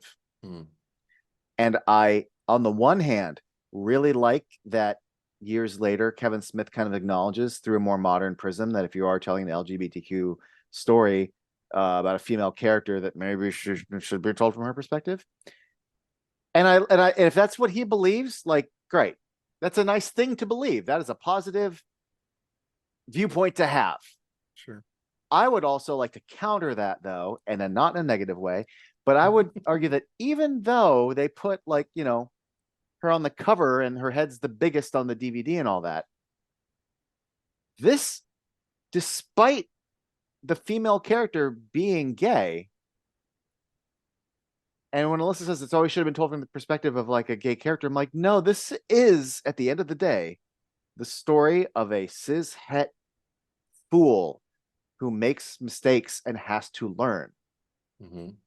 Chasing Amy, for what it is, wouldn't be the same thing if it was like Alyssa and she's like, oh, it'd be not a bad thing, but it would be completely different if it's about, well, this is where I came from, and this is what I thought I am now, and I'm, but when you're writing, especially from experience, when Kevin Smith is coming from a place of like inexperience and going out with someone and insecurities, and specifically cis het, like male bullshit insecurity. Sorry, but that is what Chasing Amy's about. It happens to be about a gay character, and there's a lot of interesting things that come from it. But at the end of the day, that last scene is about him understanding his mistakes. And so I just want to throw in the 2 cents there that I really do think it is. And I'm not saying, hey, the world needs more cishet stories, but that is the journey we go on. And it is a lesson that is worthwhile for people to take. And it's a lesson that maybe some guys should come away from this movie, learning. I agree with that 100%. Yeah. I think the only thing I could kind of chime in with on my own, like I like, yeah, obviously I agreed. Like, I'm not sitting here saying like, yeah, more cis het stories. Come on, because I know the conflict comes from that. It's considered kind of by some queer cinema, but then there's a lot of queer people that are like,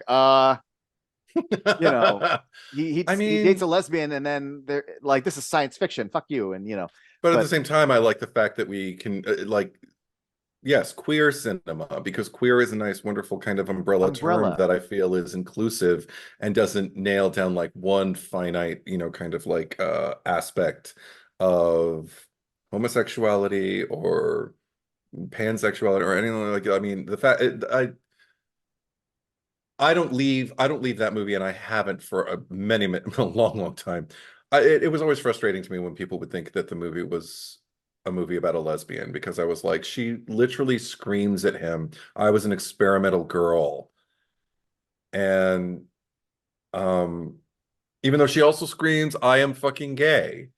But the thing is, like, I just wish people would be a little bit more dialed in as they progress with something. I think I started to say this earlier, the litmus test thing about like our ability to take in information and then to alter it as it goes on. I feel like if we were introduced to a character as a lesbian, some people just couldn't let go of that. Yeah.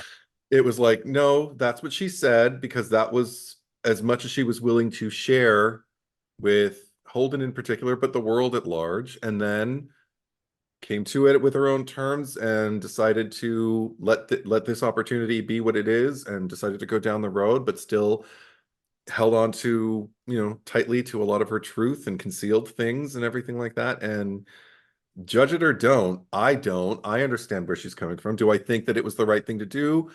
Sometimes a little more yes, and sometimes a little more no. The thing is, it's like life. There aren't a whole lot of hard, fast realities where like, yeah, you definitely should have made that decision, because then none of this would have happened.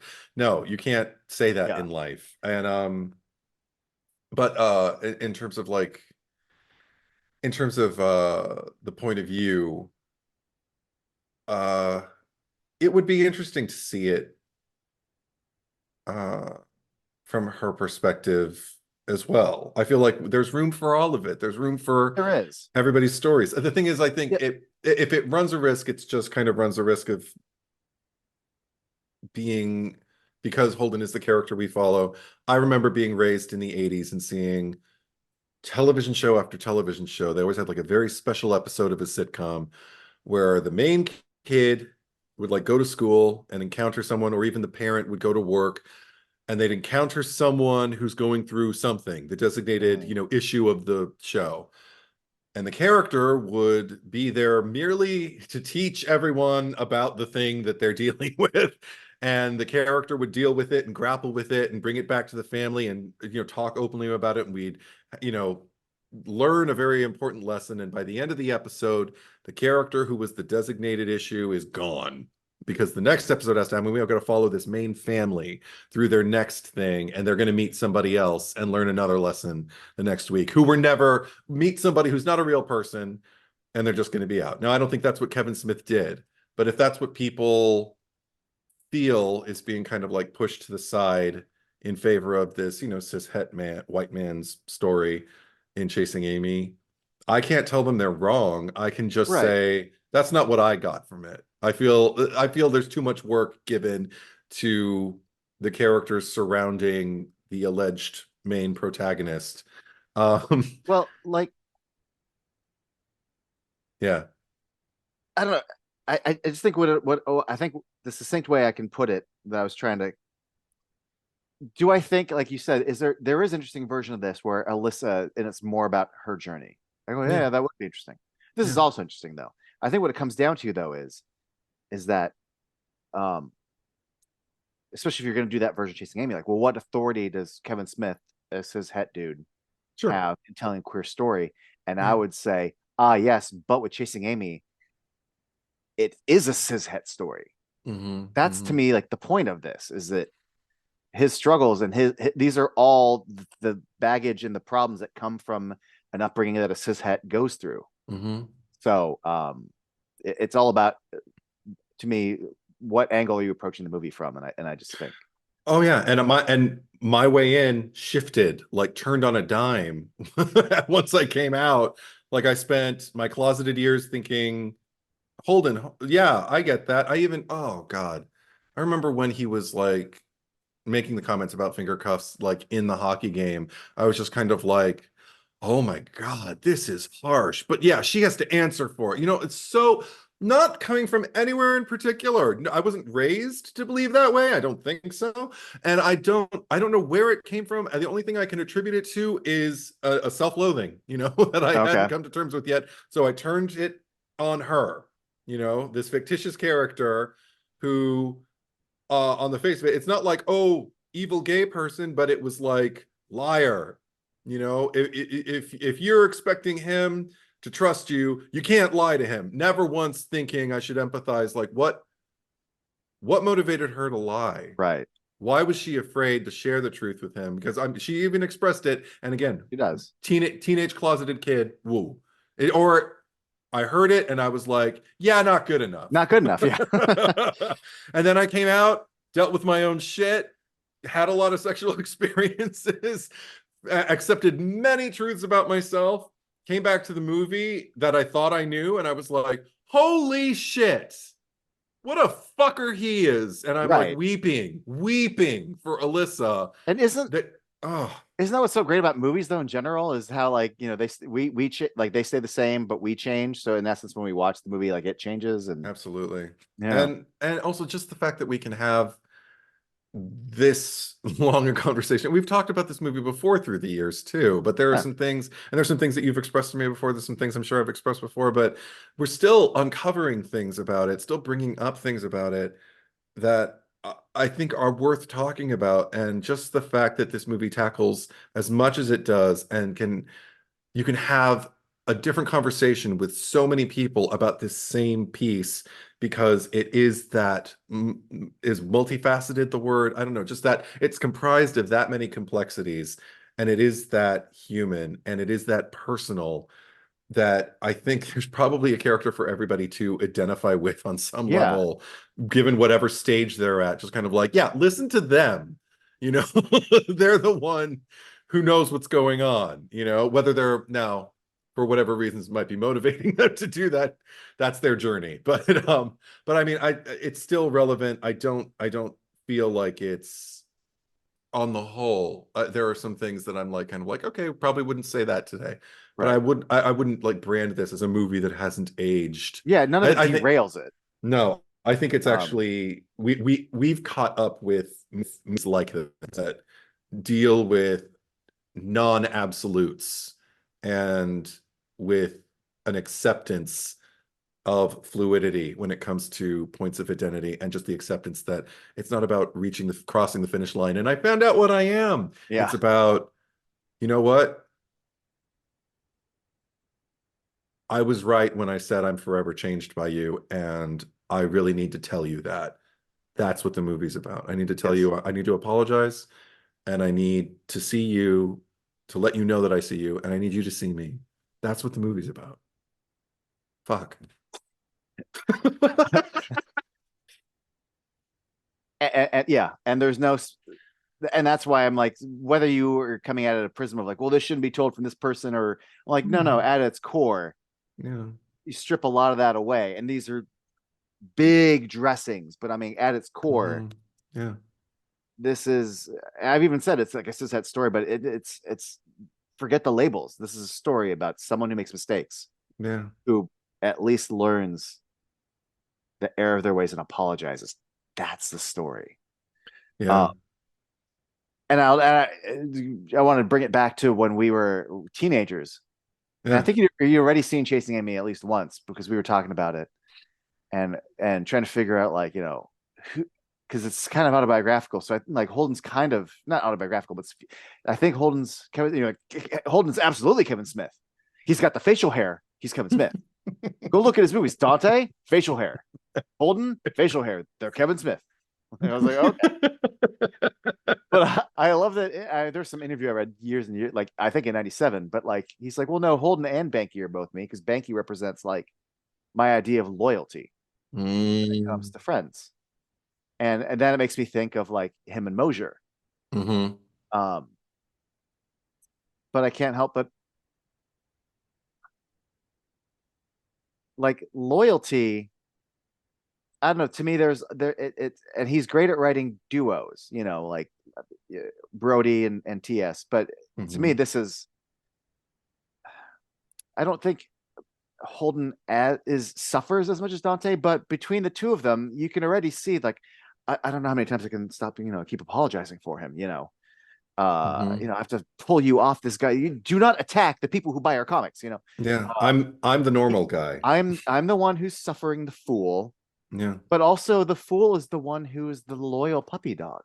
yeah, We both have a case of, break your heart again. I'll kill you. Like he's yours again. Like, yeah. so, but yeah, I don't know if I had a point, but I just like those parallels. No, absolutely. And at You least made it. You made it. when you've lived in your 20s, and this is what I understand to be these relationships and stuff. But another thing I appreciate about this movie now that I didn't then, and it's not deep. I'm not going to have some great point, but I was a child, like 11 years old. I started reading comics. Between like 11 and 13, I was reading X-Men and a little bit of Batman. Then I kind of put it away for a bit. And shortly after Chasing Amy came out, I started dipping my toe into comics again. And then, all hell done broke loose. Right.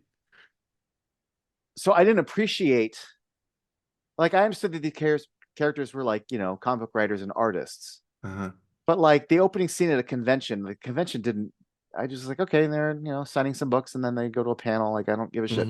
But it's so fun now to see how many cameos from famous like artists and writers are in the convention. And there was, it never made me laugh in 97, but somewhere around 2000, when Mike Allred is talking to the fanboy and he goes, yeah, I love Chow Yun Fat. I just don't see him playing Mad. Right. There's so many throwaway little gags. Yeah. One of my I didn't notice it for decades because I was so busy focusing on Banky and Holden. Yeah. Banky's just like, yeah. Did you ever listen to what fucking Ethan Suplee is saying, where he's like, oh, you guys were talking about, yeah, we had like falling. I was like, yeah, that's like me and this friend. He used to come over and we used to fight about who looked better without shorts, Robin or Elektra.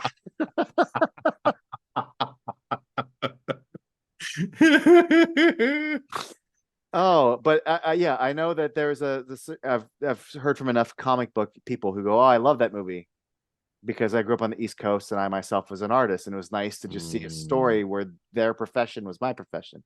But what I love about this movie is that it plays so great to all these people who've never picked up a fucking comic book. Their job is not what defines them at all, but it's the salt and soup that does make this movie nerdy in a way where it doesn't need to be, but it still gives that, still gives them the device of like, well, I tell this kind of comic, well, I tell this kind of comic, and at the end I wrote this kind of comic. But well, Janine Garofalo spoke to that too in her bit where when she was praising the movie and just said like she said two like poster worthy things. She said it's a romantic comedy for people who hate romantic comedies, and it addressed a demographic that never gets addressed in cinema, which is like the smoking, comic book reading. And then she kind of trailed off and said, I don't know exactly how to say what I'm saying, but if you know what I'm talking about, you know exactly what I'm talking about. And I'm like, and then everybody cheered, and I was like, yeah, I get it. Yeah, totally. because just like how Mallrats represented a kind of people who don't get to see themselves on screen. This is a little bit older, but there is, and I think it was like Jimmy Palmiotti is one of the people who's like, here's an East Coast comic book writer seeing a movie about an East Coast comic book writer. This is great. He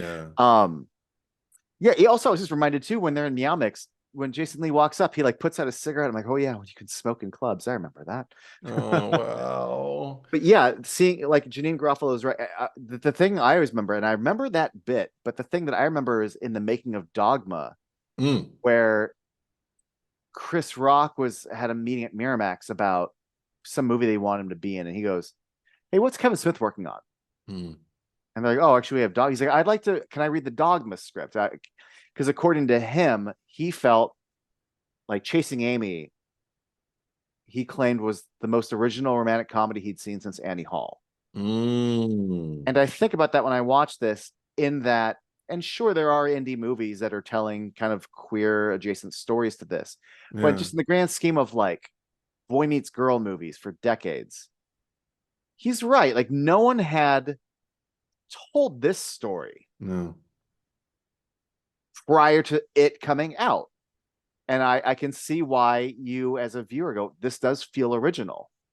And you are saying things that I haven't seen be put on screen. And you're having characters speaking truths that are not the usual Julia Roberts No.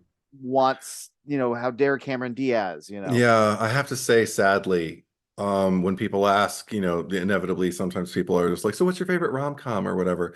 This movie doesn't come to mind because I also don't even think about it in that category because it doesn't play that formula game, But it is so incredibly its own it is thing. comedic and it has a Yeah, love story. absolutely. Yeah, And 100%. in that sense, and I think maybe you could even argue before Annie Hall, Mhm. You had your idea of what a romantic comedy, used to be. Yeah. But yeah, no, but there's still, sure, it's not a romantic comedy. There's so much like, movies have been doing montages forever, but I click so hard with after, he gets the lesson. Yeah. And we have like their friendship montage. And even though, they're hanging out as buds, Yeah. you can see her falling in love with him without her being ready to The see it. cigarette, The the cigarette, lighter, the the lighter. lighter. Yeah. Yeah. And he just drops her and she's laughing about it while he's pretending to get mad. Yes. So good. There's still lovey-dovey feelings happening in a story that's not necessarily a romantic comedy, but I still buy these two people falling in love.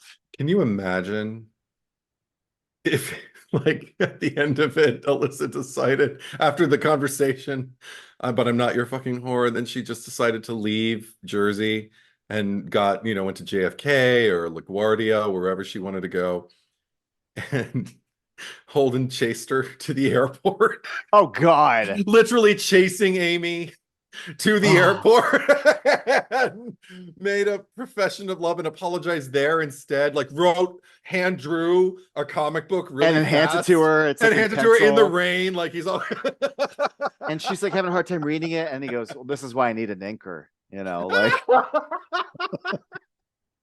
And then she just reads it and her lip trembles and he says, Alyssa, will you marry me? And then she just says, yes, and engulfs him in a hug. And that's the end of the movie. And then Banky's running to the wedding. Right. Because he realizes. Hold it! Yeah, exactly. But we can't ruin that happy ending. So he ends up with Hooper. And then we all laugh because he ends up with, Hooper. Ha ha ha. God. Oh my God. In a post-credit scene. Yeah. I mean, oh my God. Because it's funny because we're talking about like the worst studio version of this, but but the I'm sure you've heard the story about. I remember the casting idea. Yeah, well, the casting, and also like we'll give you like I think $3 million or $5 million to do it with Jon Stewart, Dave Schwimmer, and Gwyneth Paltrow. Oh, I thought it was Drew Barrymore. Oh, it was Drew Barrymore. Yeah. No, I think it was Drew Barrymore. But I just think that because there's a period where like Up in the Air and duets, like Shakespeare in Love, like Gwyneth Paltrow was like in a bunch of Miramax stuff. Yeah. Either way, but yeah, I love Drew Barrymore, but I don't want to see her play Alyssa Jones. I love Jon Stewart, but presumably he would have been Banky and David. I like Schwimmer, but I don't want to see him. Yeah.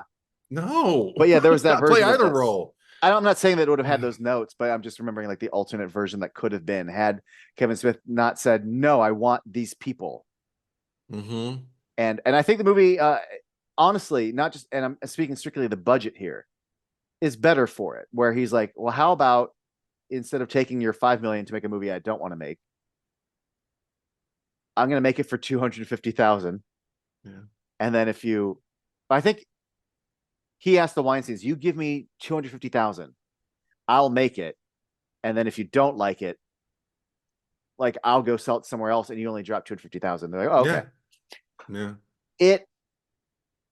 It benefits, in my opinion, both sonically and visually, like looking and sounding and like it needs to be a $250,000 movie. And it cuts to the heart of also, and the fact that stop me if you've heard this. Well, I'll tell it for everyone anyway, but like the filming of the big confrontation 3-way / breakup scene. Yeah. Like on the day of, they're like, this is the end of our film. Like what? Like we have like 10 minutes of film left. so we can only do one take of everything we're getting. This is it. This is it. Everything you're doing is. I forgot about that. Wow. And I think this scene is all the better for it because Yeah. I know what that does to you as an actor, and Yeah. Oh, so good. Um, you mentioned sonically. I just wanted to point out like something that happened to me while I started rewatching the film today. Just hearing the music again, Mhm. I was just like, the track is called Tube of Wonderful, right? Yeah, which is a line way later in the movie. Right. Does this tube of wonderful And have a name? Yeah. yeah. And right. And I looked it up because I wanted to know like who did the score, and it was David Pirner. Yeah. And I looked him up because I wanted to see what else he did. And I didn't realize that he had also done he's credited as composer on some things, but he's also credited as writer on other things, but not screenwriter. Because when he's credited as writer, they have like the name of a song usually. And what I didn't realize was this already. I love this theme. I remember it used to be the menu, theme on the DVD, and it would just run over and over again, and I never got tired of it. But it just kind of puts you in the mind of like still kind of like upbeat, but off kilter, and also Yes. with the voices chiming in, it's almost foreboding, but also you know, you can watch this movie. Yeah. I remember the only problem I have is when I read a script to a movie before I see it. Ah, I just remember the first time I ever saw Chasing Amy, I'm like, oh, this is the music we're going for the open. Oh, okay.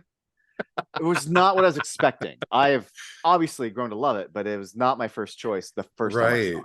But he also wrote the one that impressed me the most, I think, was from So I Married an Axe Murderer, The Break, which isn't that Mike Myers' Woman?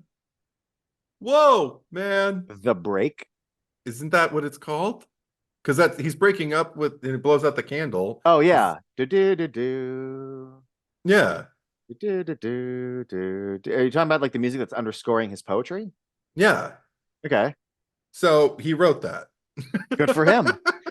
I can't I know, yeah, there's some weird bit of trivia over the years I forgot, but yeah, he's got some cool credit. Yeah. He did Can't Even Tell. I don't know. You'd know the Oh yeah, yeah, soundtrack better yeah, for me. From Clerks. yeah. And also did from Basketball, I Will Still Be Laughing. Yeah. Okay. And from Well, Twister, of all yeah, things, he did Miss This. I don't yeah, know. isn't he from Soul Asylum? You would know better than I would. I Yeah. just looked it up on IMDb. I was like, oh, you know what? I did see Soul Asylum on like some of his credits, like Yeah. music videos and stuff. So yeah, you're right. So I'm like, Uh okay, cool. Good for yeah, you, if I'm not David mistaken. Yeah, David yeah. Pirner. Yeah, he's a guitarist for Soul Asylum. Right. Okay. Makes sense. I'm So glad we're talking about music right now. yeah. And I love that you brought that up. Yeah. I really am. Um, uh, it was a neat little thing in Mallrats that it ends with a Weezer song because I love Kevin Smith and I love Weezer. But Sure. also, there's a band I like with the Hayden sisters called That Dog, and members from That Dog and members from Weezer became the Rentals. Um, Ah. the Petra Hayden is of the sisters. Petra Hayden did a few solo albums where she does she does multiple vocals and she plays violin. They use two of her tracks in the movie, and I like as a nerd, I love seeing that kind of blend where I'm like, Kevin Hmm. Smith's using Petra Hayden music. Oh my god, she's Weezer adjacent. And I think she's Charlie Hayden's daughter. But it's not just the nerdgasm of it all. Like those strings when Holden is walking back to the car, it's such a perfect marriage. Perfect marriage. Makes me so happy. See, it's a punch to the dick, it's a punch to the gut, it's the punch to the bracket. This is the Yeah. bracket Uh, in the but UK. But but yeah, yeah, if I'm oh not my God. mistaken, I can't even tell. I think was written for Clerks. But I love the fact that Kevin Smith's relationship to a certain degree with Soul Asylum continued into Chasing Amy. Yeah. Absolutely. I it's odd because it returning to it, all these things like, it evokes memory, but it also like just evokes like all of this I feel like I'm getting less articulate as I go Oh, on. Like I have no, I'm just I'm praise for the praise. movie. That's all. Okay. That's what I had to say. I'm glad you said earlier I was going to jump on this, and I want to jump on it now. Okay, Because go I for had it. the same feeling where when I was younger, Yeah. when I was seeing this in high school, I liked it. I liked it. But when we got to Holden proposing the three-way, Mm, like I didn't understand. Like like you were saying, you kind of didn't get the ending. yeah. Like I also like I just hadn't lived enough to understand that wait, that's his take. Like, how is this gonna? Oh, And then you start living your life, and then you start, and now you watch it, and you're like, you're of course that's your stupid fucking takeaway from Silent Bob's monologue. But like for the longest time, I just didn't like. And when Alyssa's like, "Don't say it," I'm like, "Yeah." Like, mm, I mean, obviously, I was reading the script, but I'm just like, what? Like, I was 16. I don't know why I hadn't experienced anything remotely enough to lead me to any kind of mindset where yeah. that's where this was going. So like, I get how like it's a mistake, and yeah, then he kisses Banky, but like I didn't understand. Wow. Yeah. And now, I mean, clearly I do, but it's Yeah. interesting to see how that movie still plays without it going like, why would he want to do this? Like, then he explains it like I get it on paper, but like even when you're explaining it, I don't understand like in your heart why you think this is the answer to everything. Maybe you were wise beyond your And years. yeah, because it always felt like I was a movie I was on board with, and then that second to last Mhm. scene, I would always kind of go like, "Huh." Oh, I see. Speaking of that scene, I always, and this is where again where the relationship crumbles, but there's that small part of me where when Alyssa leaves, Yeah. where I just wish Banky could take the moment to be like, man, my friend's really hurting. But he just goes to his room and shuts the door. But I always feel so bad that like, I mean, he's a fool, but like Holden's alone. And I know that Banky loves him. Mhm. And I always just wonder like what if Banky still took the time to like be a friend? I worry.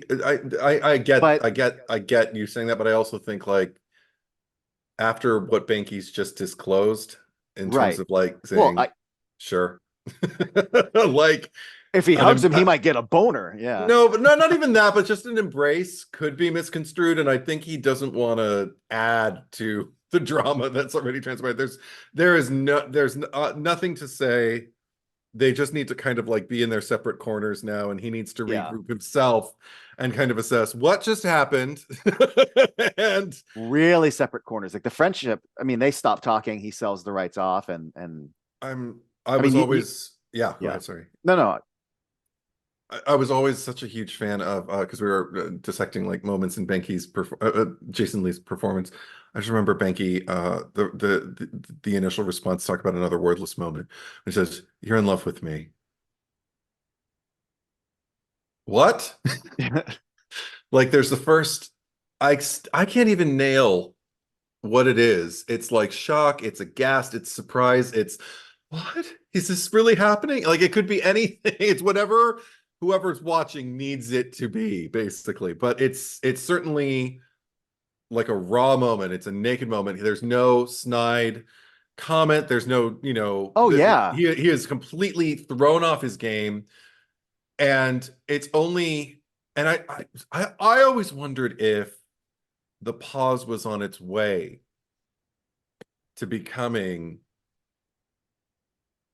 like a willing reception, like a conscious reception of the information and what it means as an opportunity to so what are you saying, to Holden that gets interrupted when he remembers Alyssa's there. Like for a Mm, split second, the world melts away and they're the only two people in the world. Shit, there's a chick here. yeah. So I better not say anything too specific, So I was like, what? You know what always bugs me about that moment? What? It's not it's not a fault of the thing, it's just a fault in the character.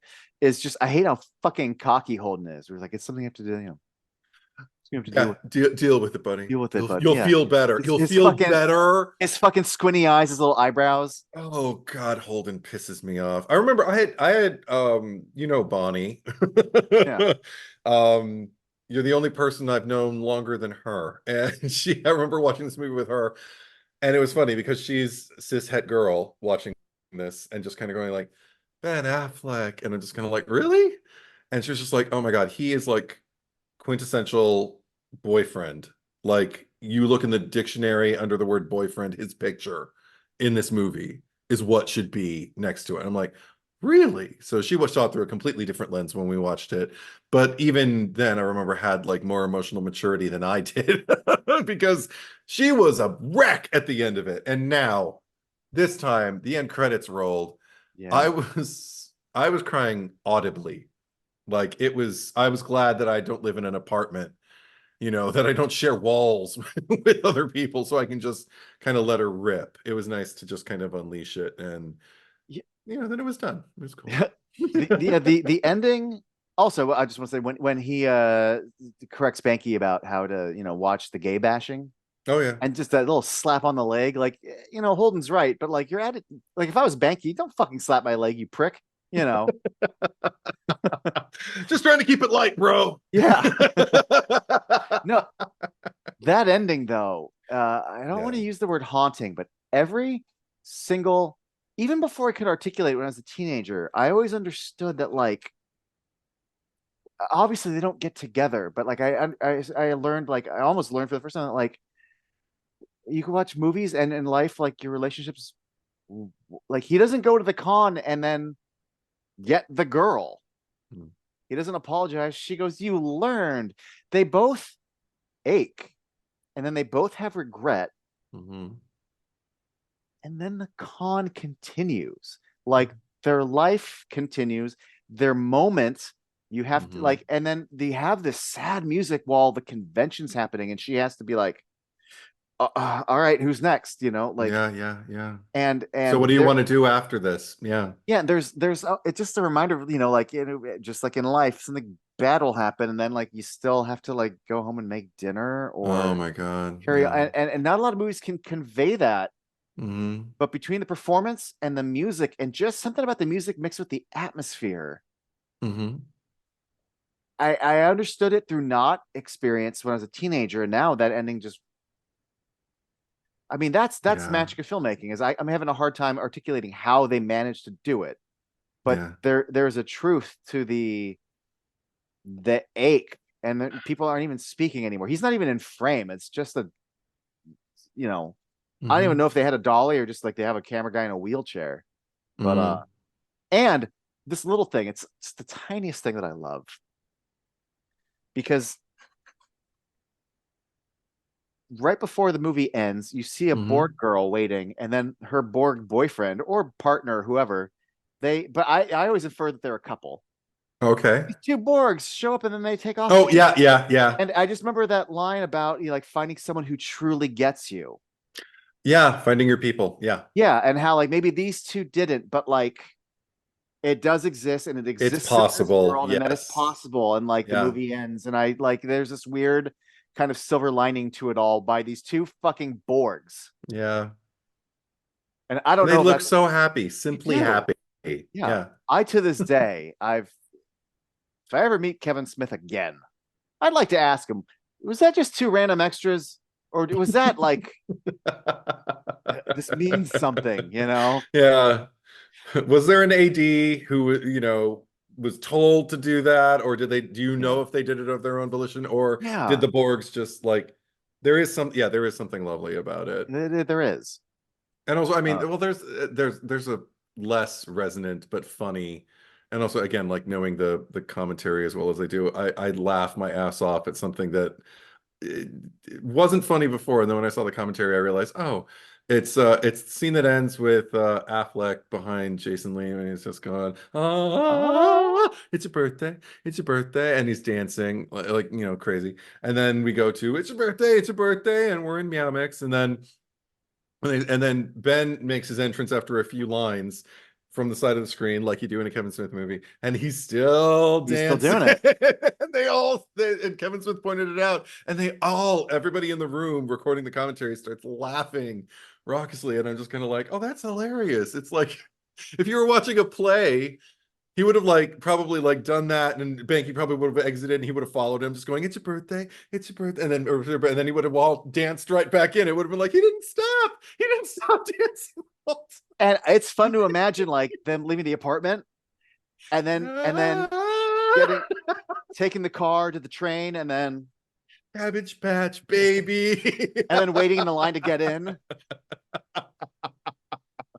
Just to see earlier in the evening, Banky tell him, "You are such an idiot." And then later on. And I'm pretty sure that Ben Affleck improv that, and it's such an Afflecky kind of improv. Mm-hmm. Yeah. It works for me though. I think it's pretty successful. Oh, it's great. Yeah.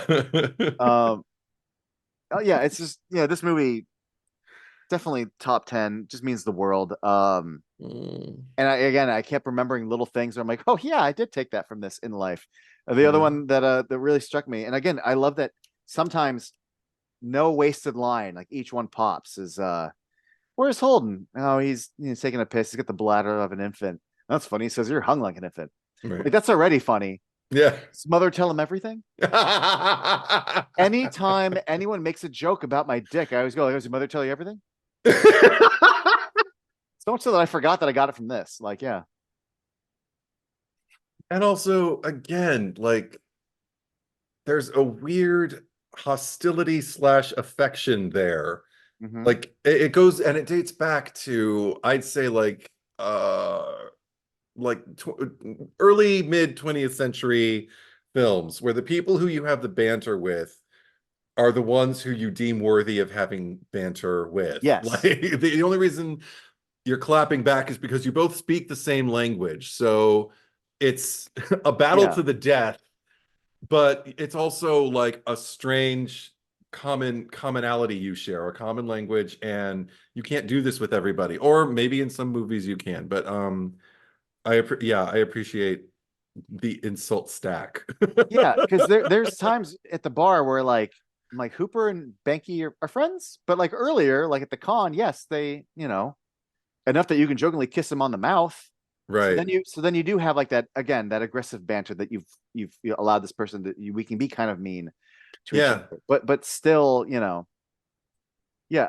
Again, I've already raved. I can't just about how peppered the script is, where it could just be like, oh, I'm at the con. I work in this industry. I haven't ever met you. There's different ways to write that response. Where well, change the pigment of your skin or lose the dick, and I'll see you on panel after panel.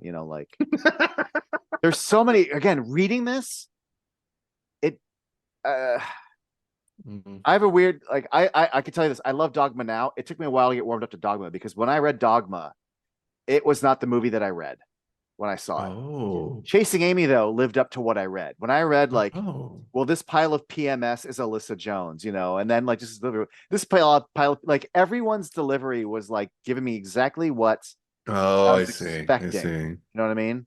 Mm-hmm. What's a Nubian? Just reading it cracked me up. And then when you watch What's a Nubian? Shut the fuck up. What's a Nubian? Bitch, you almost made me laugh. Oh my god.